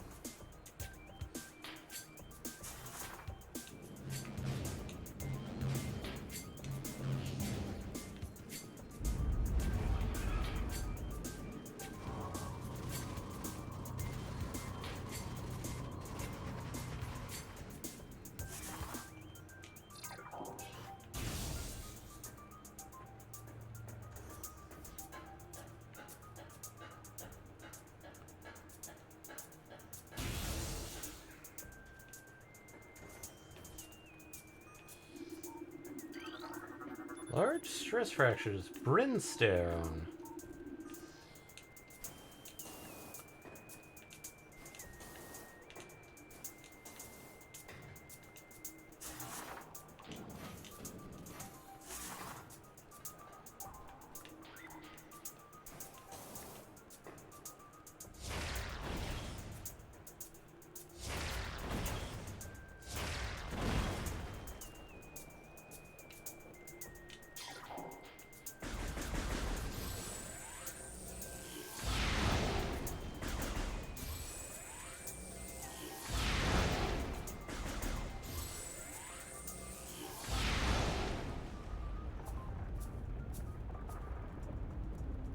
I'll need that.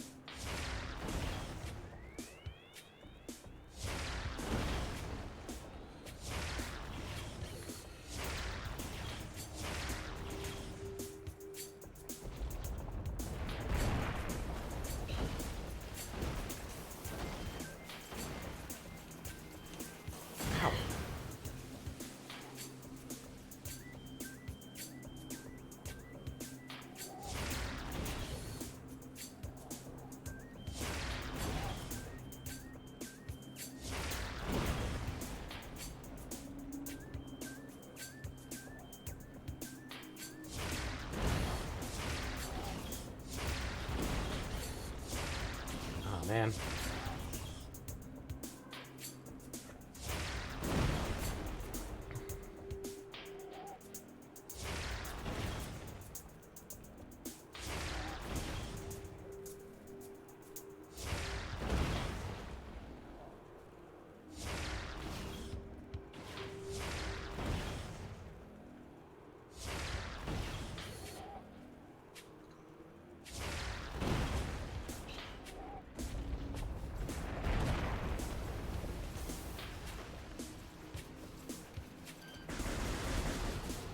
Where are you guys?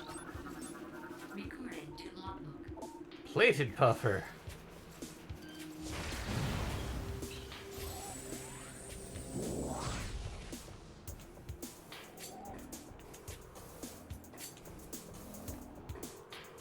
Well, the Wave Buster. So, now, this is our next thing to get. This was our next charge beam upgrade. It is very good, but it's also a bit on missiles. As you can probably tell, all of these charge beam things require missiles as ammunition. And that's why it's like, oh god.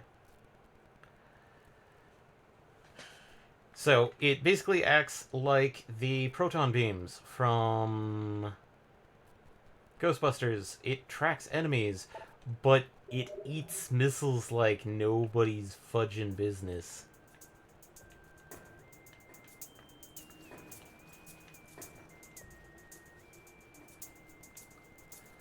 There's some water here.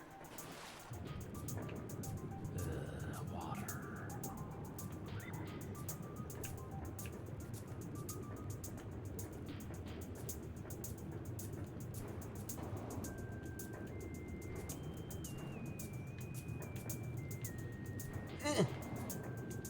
Come on, Samus, you can grab it. We'll be coming back for that much later.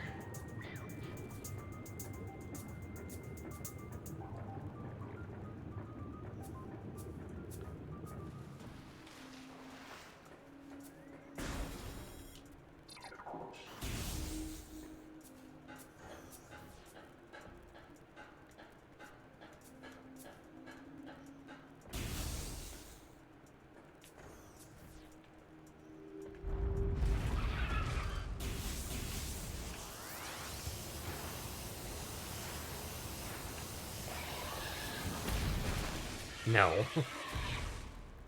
I'm good.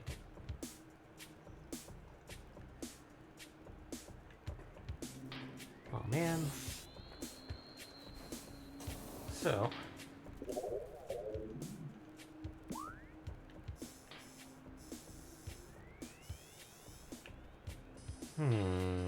That requires wave beam, but...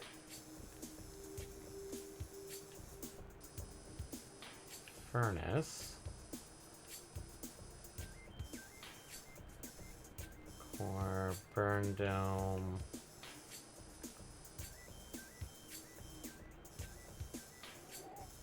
I guess we need to do the sun tower now.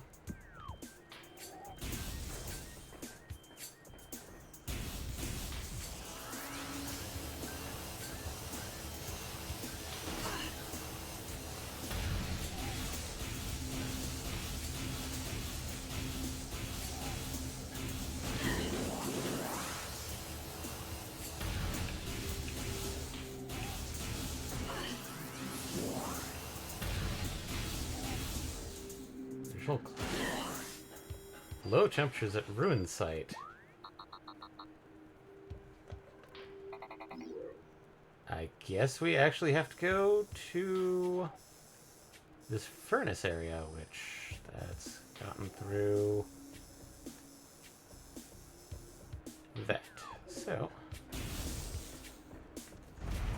yeah, I'm kind of good.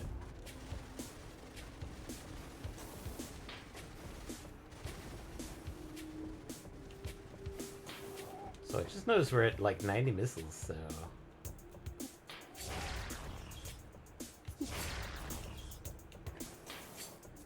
Oh no, I didn't hit it. Damn it.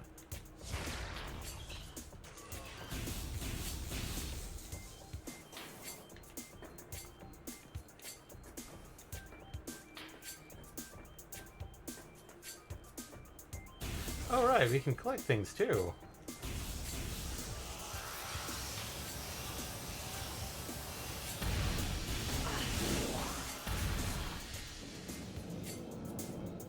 Fun fact, back in the original Metroid Prime, these guys barely did enough damage that quite literally you'd walk through them and they would drop health to the point that you'd actually, any damage that if you did receive would just get healed out. So yeah, we have this room.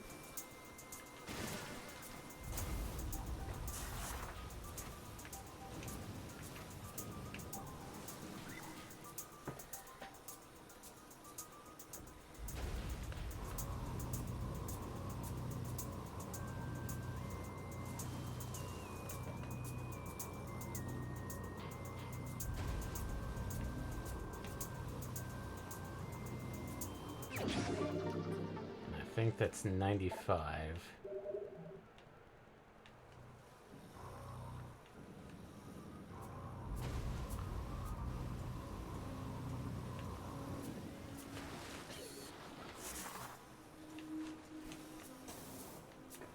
Just double check.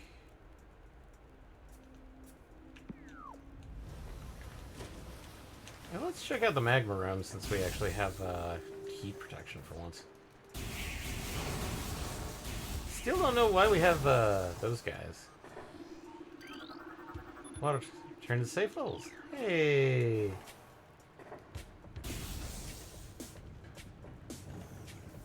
Yeah, we need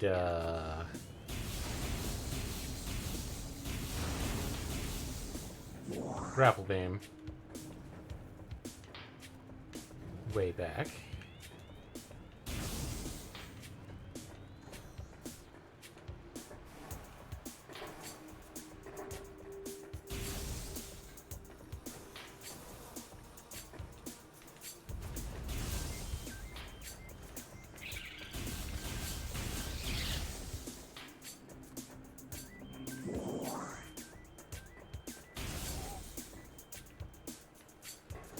Fuck you, no.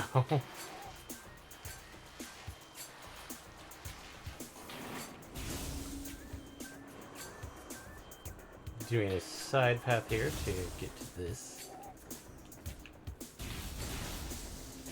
And get to a save point. Even though we've got a bit of a time.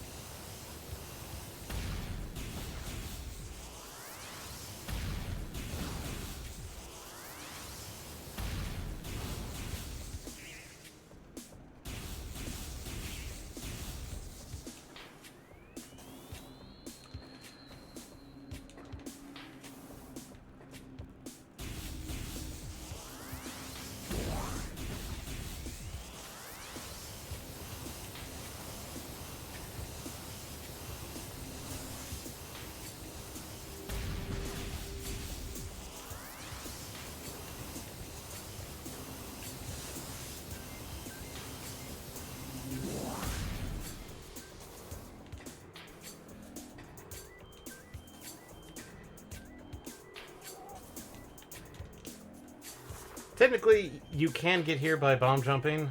I just don't like it because just how wiggly the bomb jumping can be. I did it in the GameCube. I'm not doing it here.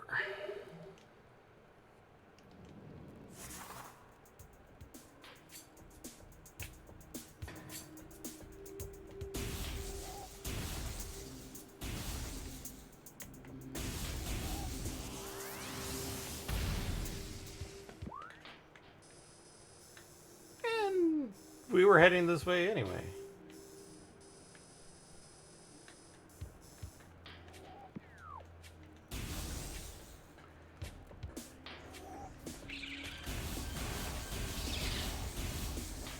Hey, 100 missiles.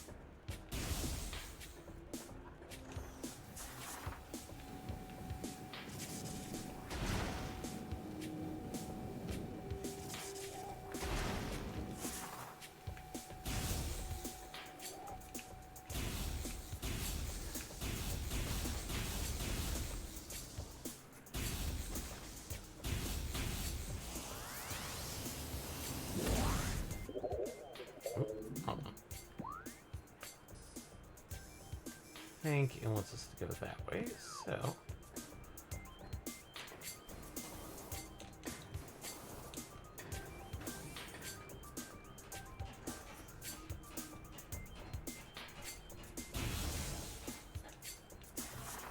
Because we didn't have this.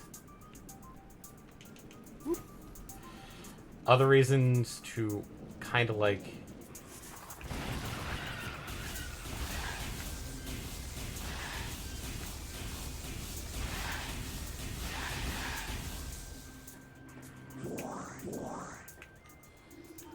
Oh, shiny! It's been a while since we've had one of these. And, hey, the... Recording to logbook. Plated parasites.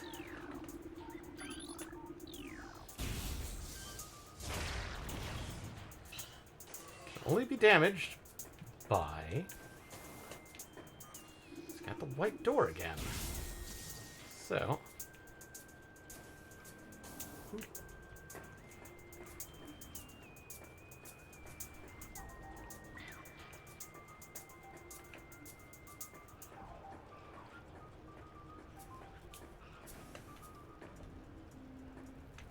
Hear the hum.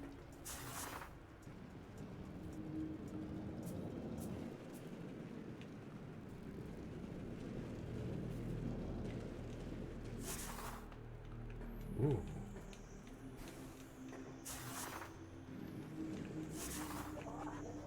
Got a little bit more mystical there.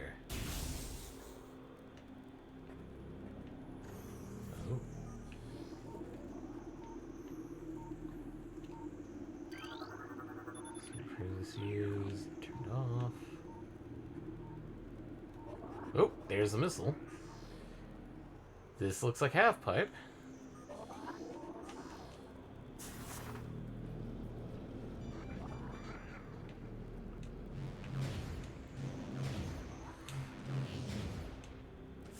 Ooh.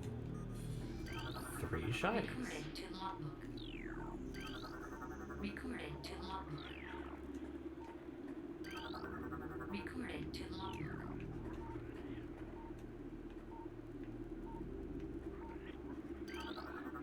Recording to logbook.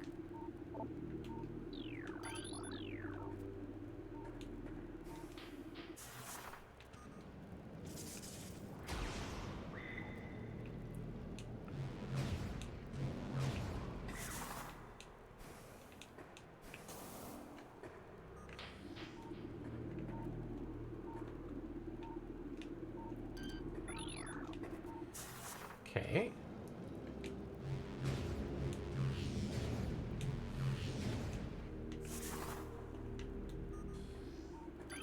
Cordite.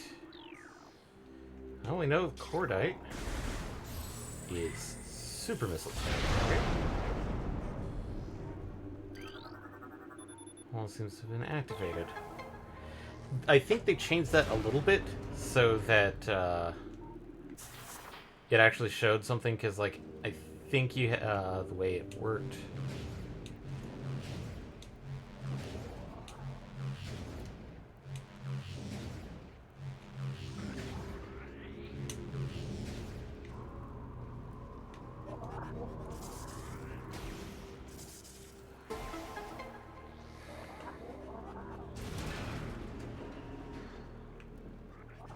Thankfully, these are not timed.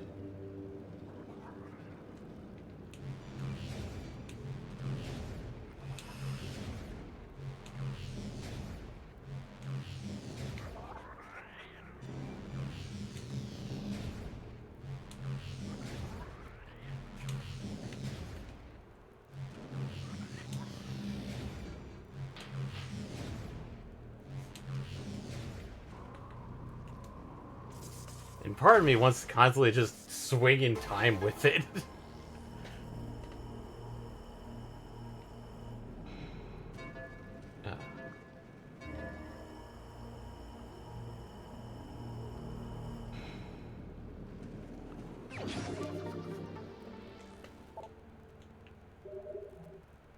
Yay, 105.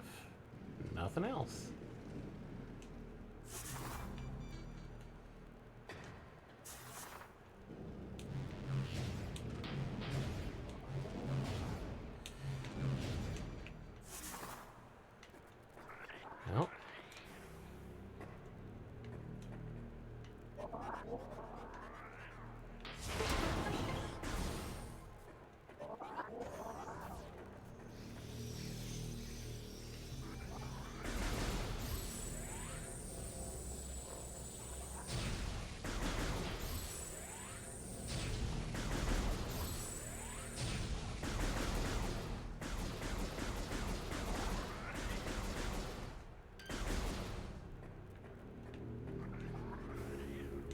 And we're gonna have the fun time.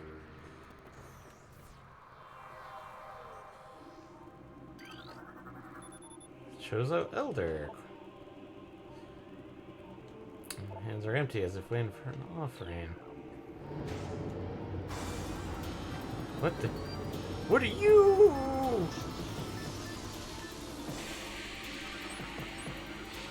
Now for the most annoying enemy. Chozo Ghost. Spectral entity. Bioelectric field and vulnerable to natural energies. This is the other half of why you're not just going to be using the more powerful beam, is because the fact that this is the introduction of enemies that are weak to specific beam types. The only way to track them accurately is with X-ray scanning. This particular phased nature makes them invulnerable natural energy types, such as fire, ice, and electricity. Well, we have electricity, but ice and fire? Obviously, ice is going to be the ice beam. But, so, Chozo Ghosts are weak to power beam. Aggressive and erratic behavior is almost likely due to the corrupting effects of Phazon and Talon for environment. They appear to be drawn to Chozo religious sites where they wreak havoc on anything that dares enter the area.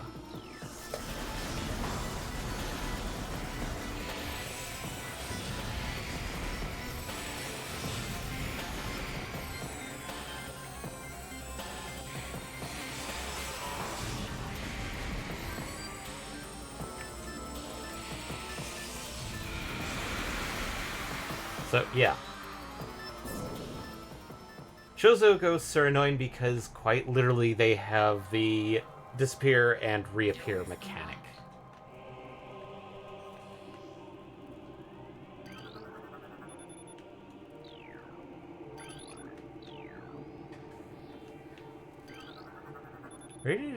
Radiation collector designed to absorb and store solar energy. Largely decorative.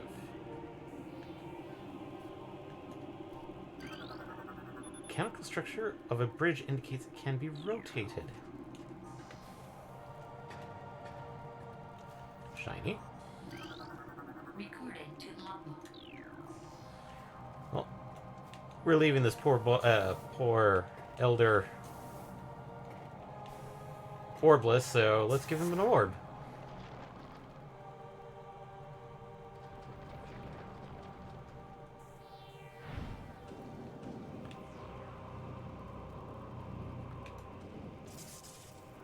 He loves bowling.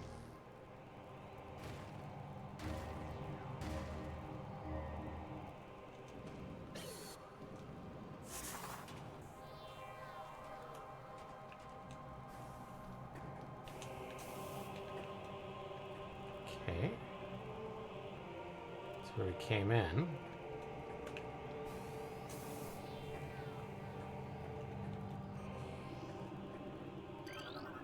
The fire covering the slot is comprised of an energy signal that appears to be affected by heat. The field covering the slot is affected by cold. Erratic energy. So yes, we have the various beams. And as such, we're going to be bowling with our elder buddy.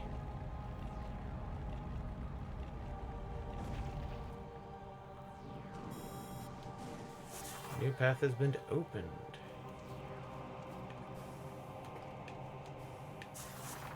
Oh my god.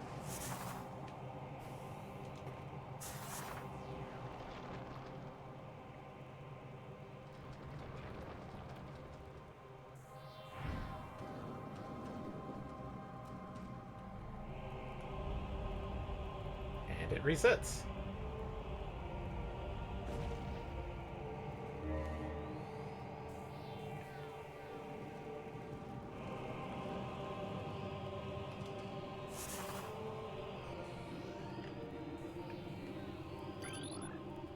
Secure.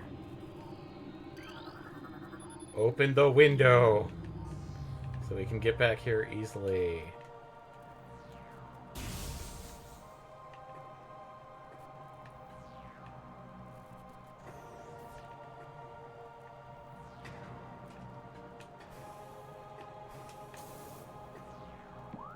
Oh, hey.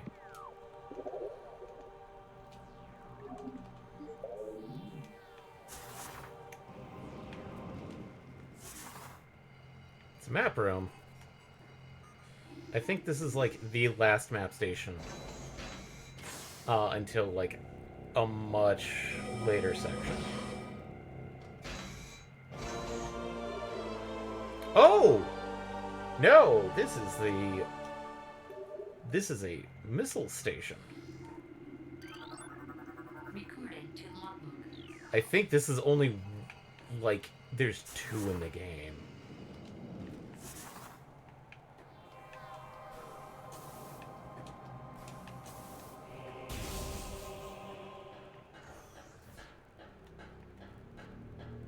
Well, this is the only way forward. Drain of shutoff is holding, maintaining the water level of the reflecting pool at 95%. Telluric alloy drain cover. But its integrity is unstable.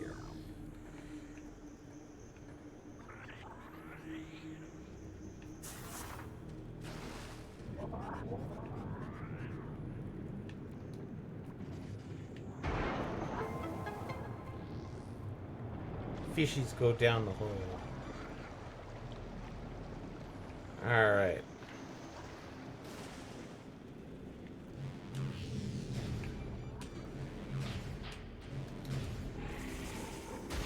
No, I'm getting rid of you guys.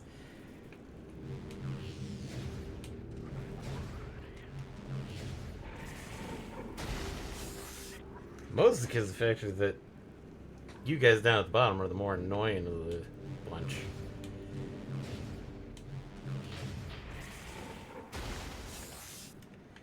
So, okay.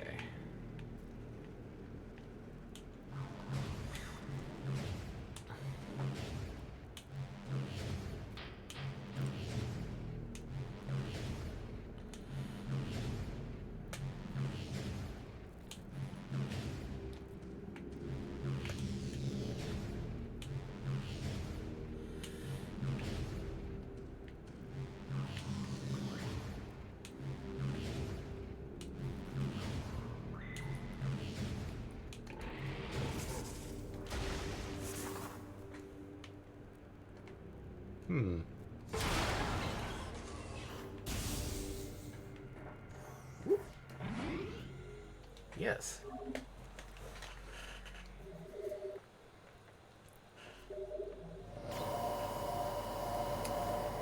I don't think we want to go there yet.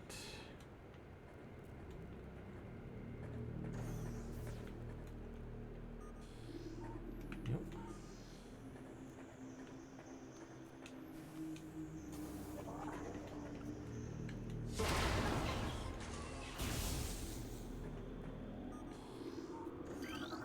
The ice beam. Now we have 2 beams. The third will kind of take a while.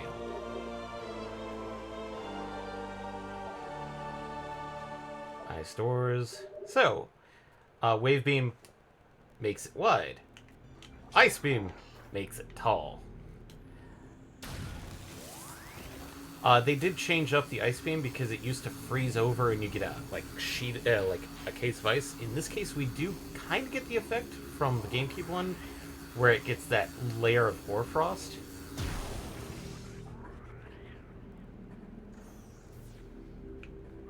So that is progress, so I want to check out. And the ice beam is more powerful than the wave beam, but dear God, is it rate of fire like just.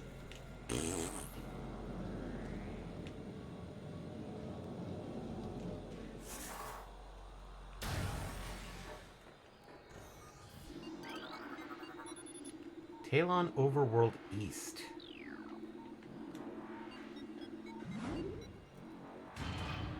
I think I want to unlock this, because...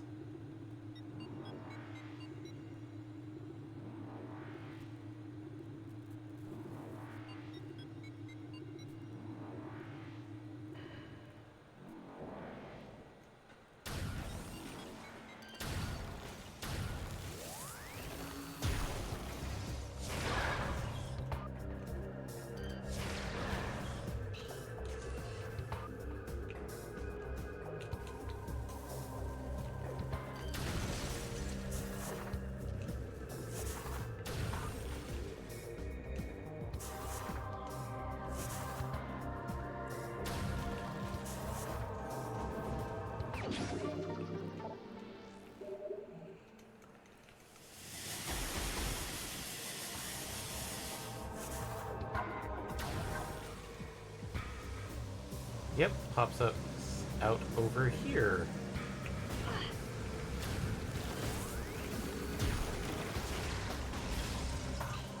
Makes dealing with these guys very. So.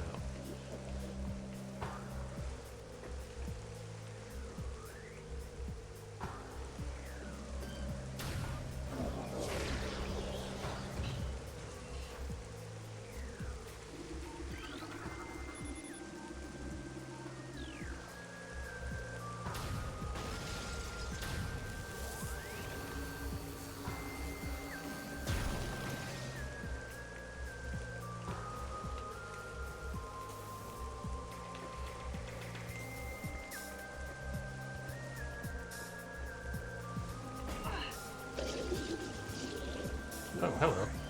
Nope. Yeah, that's the rate of fire. It is slow, but it is shonky powerful.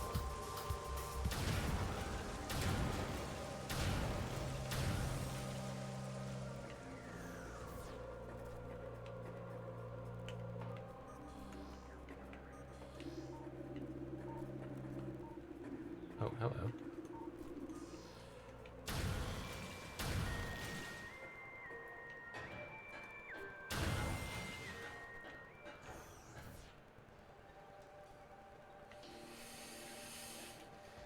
Nah, I think I want to go back.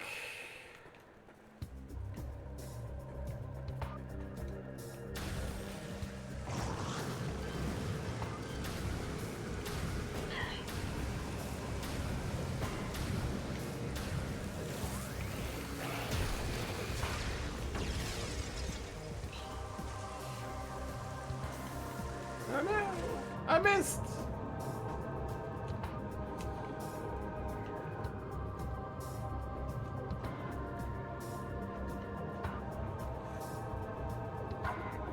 So, yeah, no, that's one way to get to that area, which technically I think this is...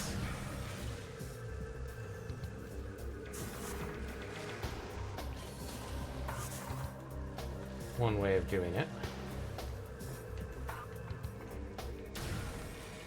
Let's go check in on our ship briefly. Double check. We've got a little under half an hour. About 20 minutes left.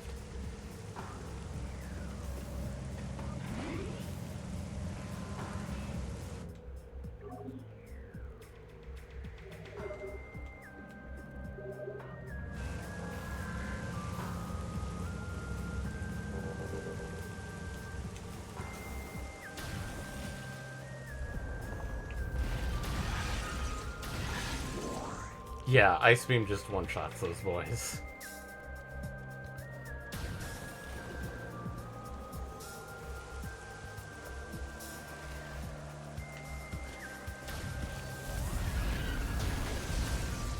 Oof. I think it has a little bit of an AoE.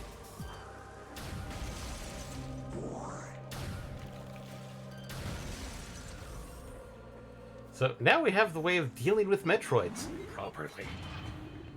Because, A, ever since the first game, Metroids were weak to the Ice Beam. This is no different. And the process of just freeze missile is still valid. But we do have a couple of options available to us.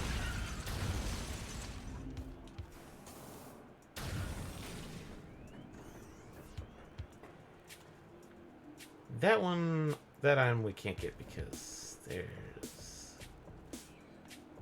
a couple things.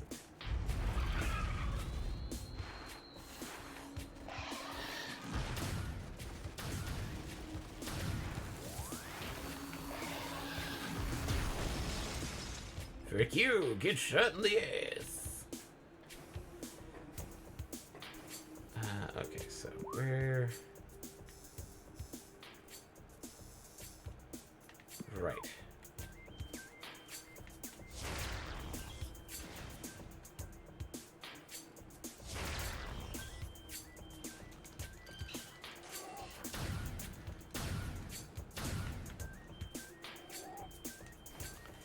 Slow rate of fire.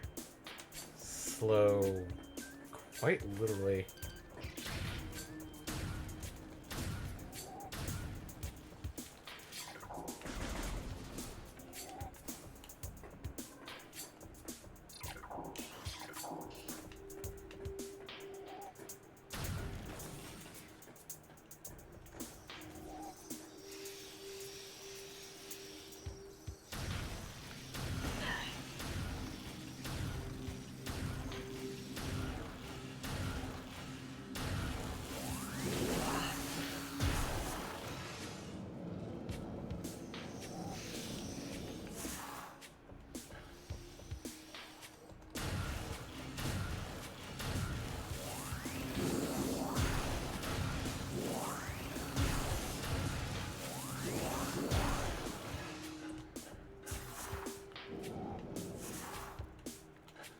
I think it'll be a while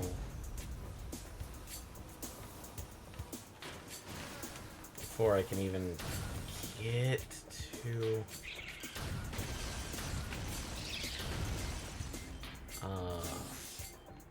where we can get the ice beams power up. Oh no.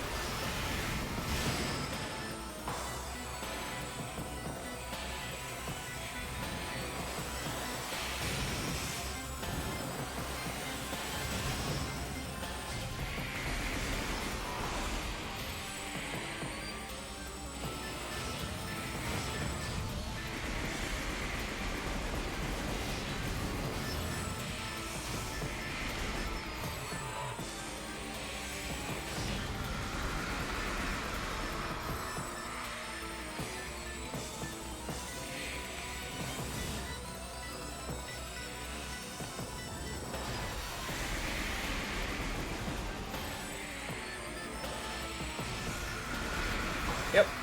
Meet what's now happening in...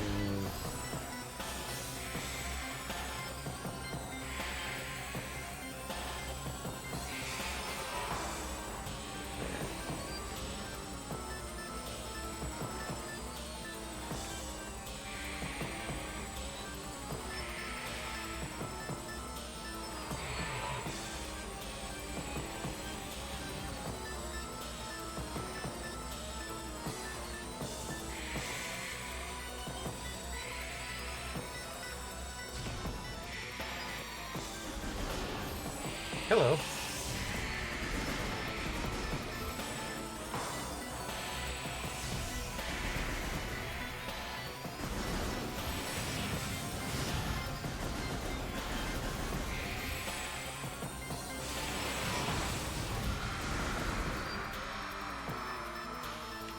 Me, why I don't want to deal with a specific Chozo relic just yet.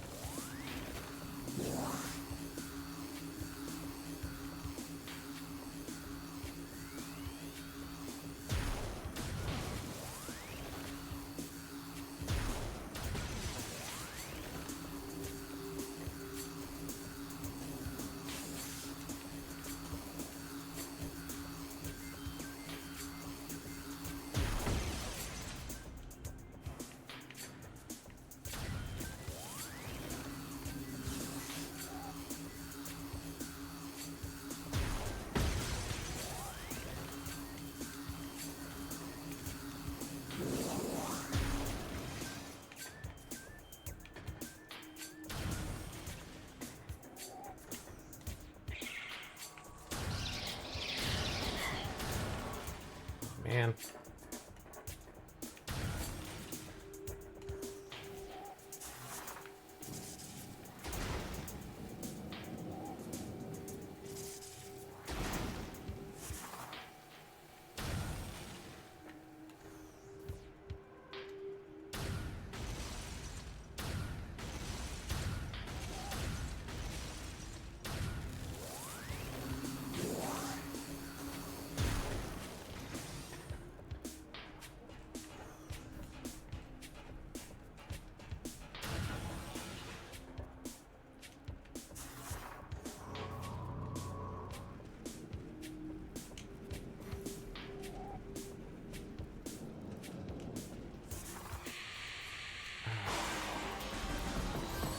This room is slightly better?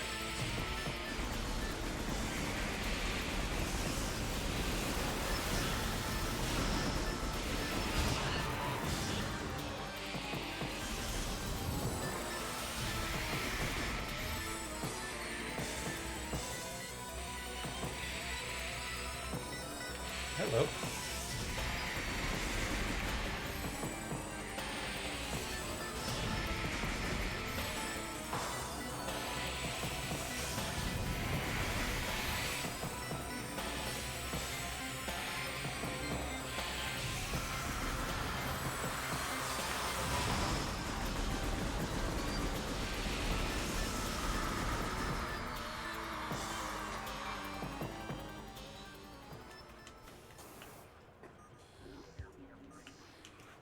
But this is also the reason why I did this, so it's like, okay.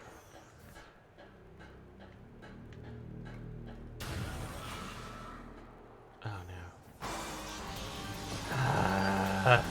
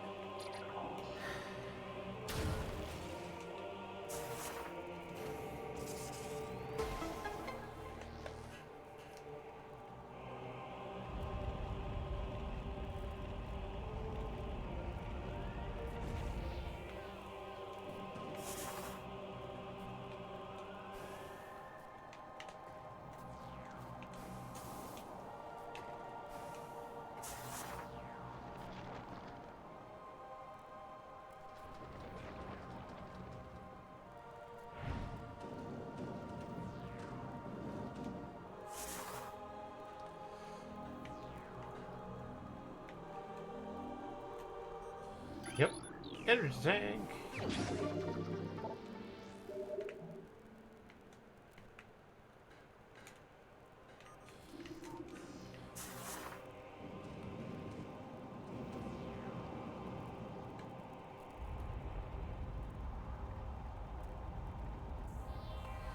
And by the way, the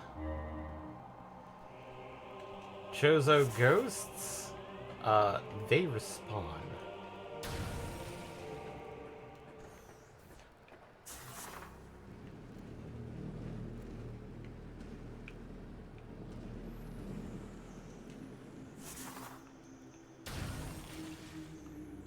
Well, that gets it back there.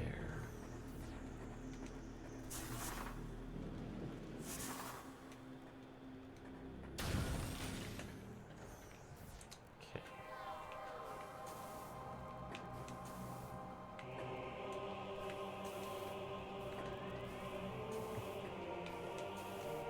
Let's go visit the missile station. I'm down 20 misses.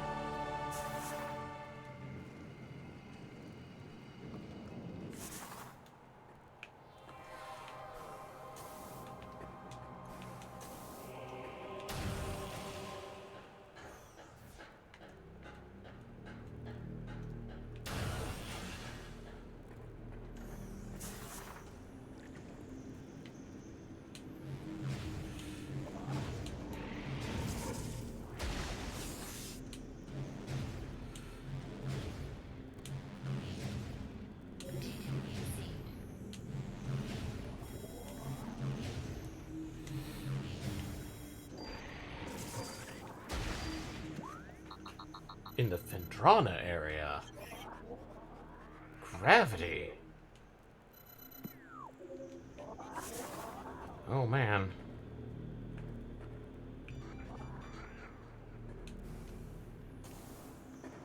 Let's do a quick squeeze by there, buddy. Save, and then check out that one room with the ice beam requirement. Game has been saved. Because... yeah, like... the section that allowed me to get past the lake, yeah, that's great. Bit of a sequence break. Not gonna do it. It's fucking horrible. I hate it. Town or south.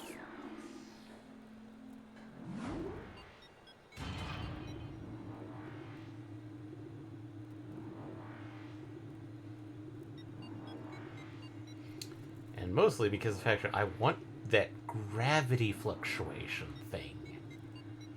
I'm pretty sure it's obvious as what it is. Fuck you. Fuck you.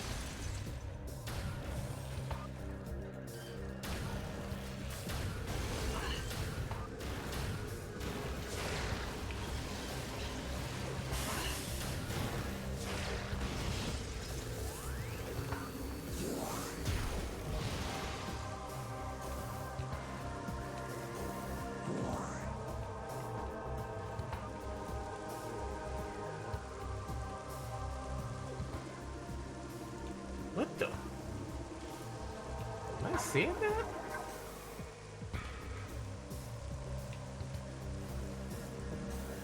No! Okay.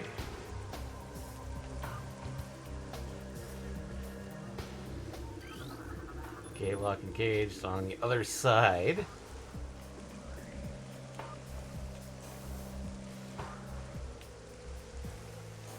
There's something there, I just can't engage with it.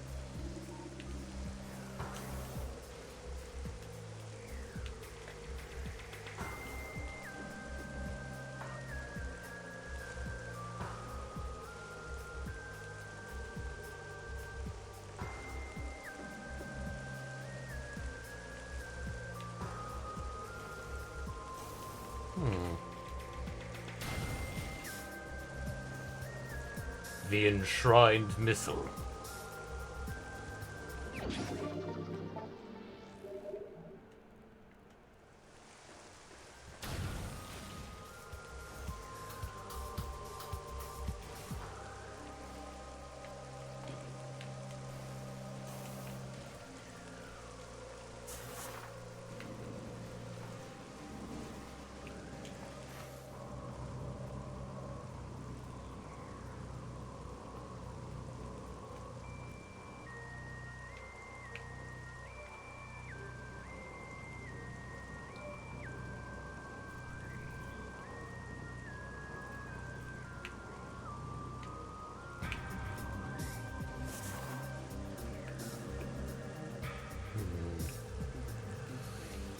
Mysterious, but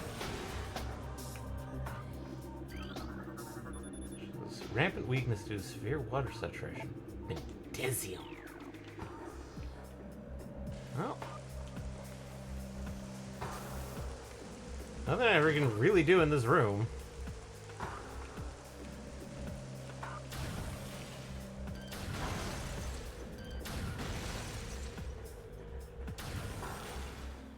So, that was a bust.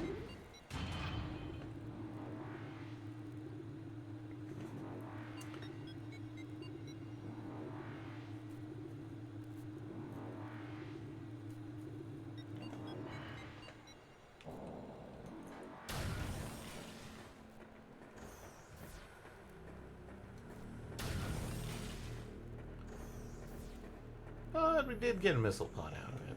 So, and a few extra things.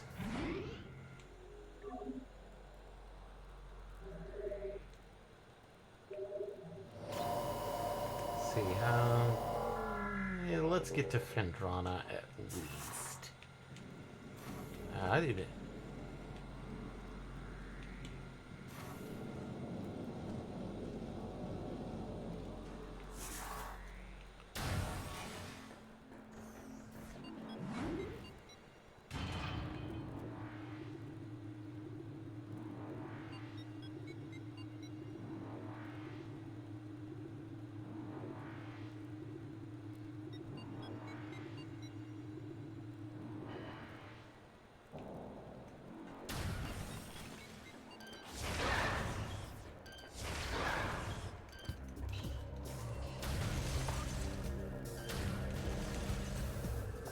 Yeah, I know, this is like, why are you going here?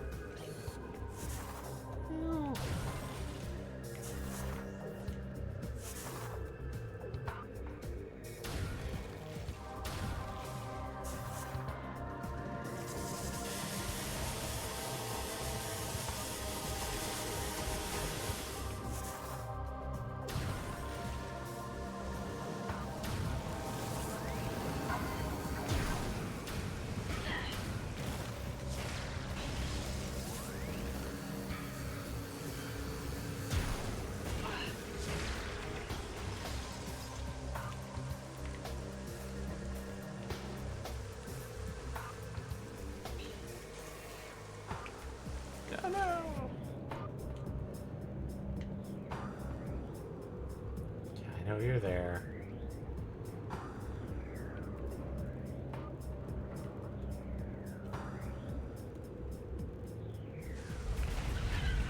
No. Hey, they cleaned up the thing here. It's no longer... Yeah. What's that? Recording to log mode. You boys. Nah.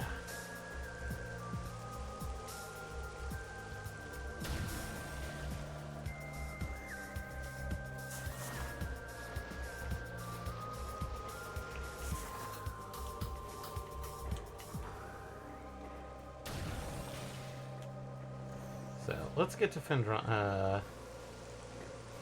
Actually, time. I think, yeah, I could probably get to Fendrana fairly quickly.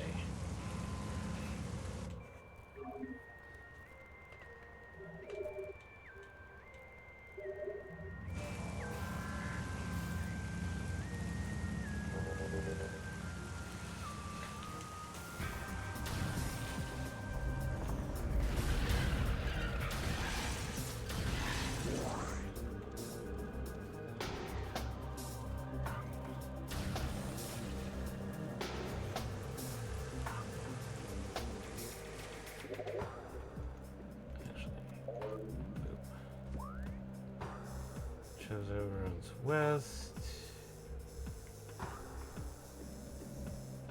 Okay, we want Magma Caverns east. Ugh. Idiot. Oh man, I stomped on some.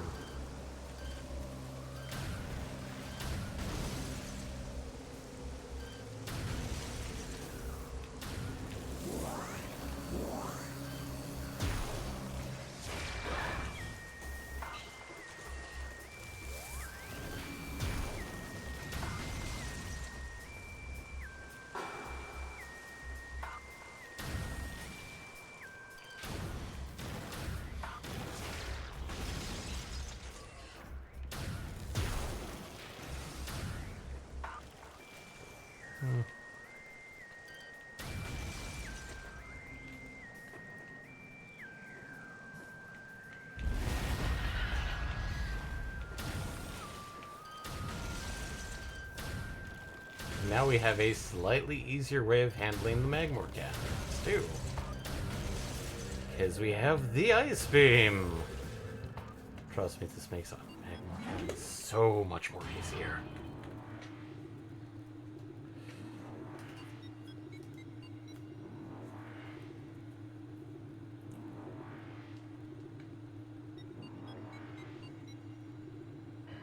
And, well, I know I'm not like, why aren't you... It's like speed running this. Okay, so... Ventrana drifts south. Let's do this way. Just to make sure.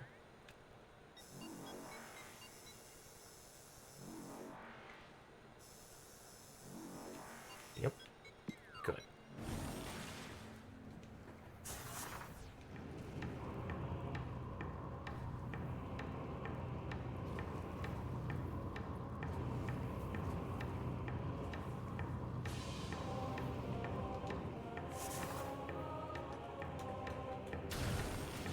So, what makes this so much easier is the whole aspect of, yeah, you can now freeze the flamethrowers with the Ice Beam.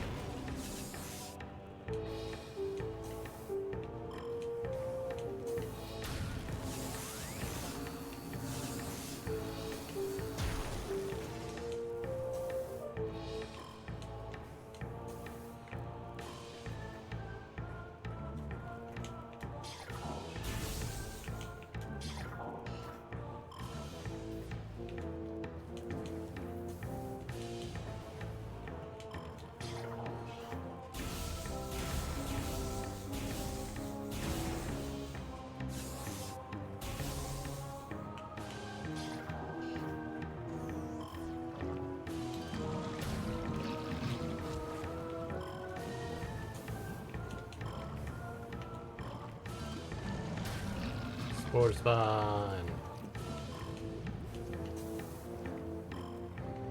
Can't do that thing yet.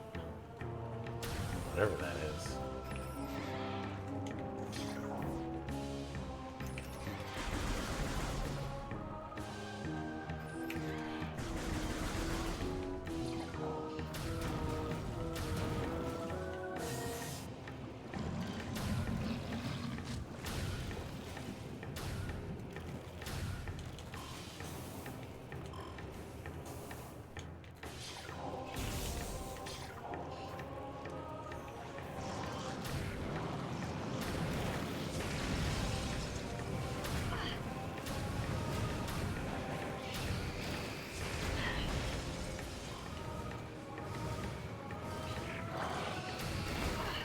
Rock you!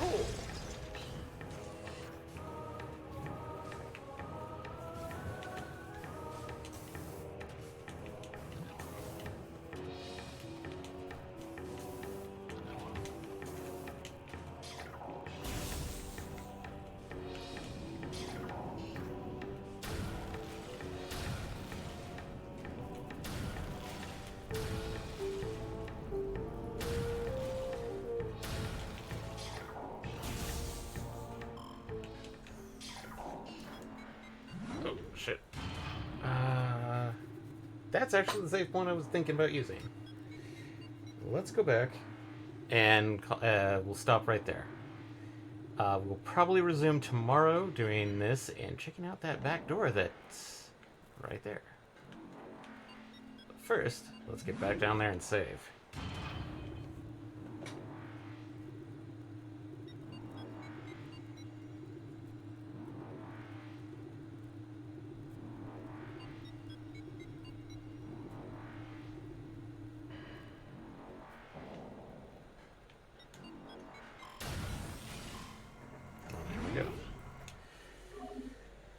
This one I know, since I've played the game fairly well.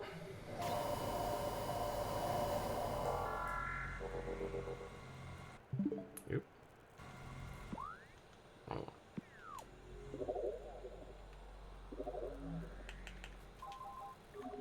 Yes. So, thanks everybody for joining. Hopefully you'll join us tomorrow when we continue. Trust me on this. We're going to be. We are technically not going to be blowing through this game like we did with Astral Chain per se, but as such, we are going at a pretty good pace. It may slow down mostly because of the fact that I am kind of bad at late game. I get up to practically some of the penultimate areas, and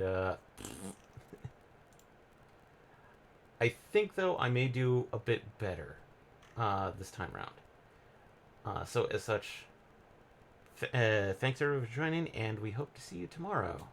Not everybody.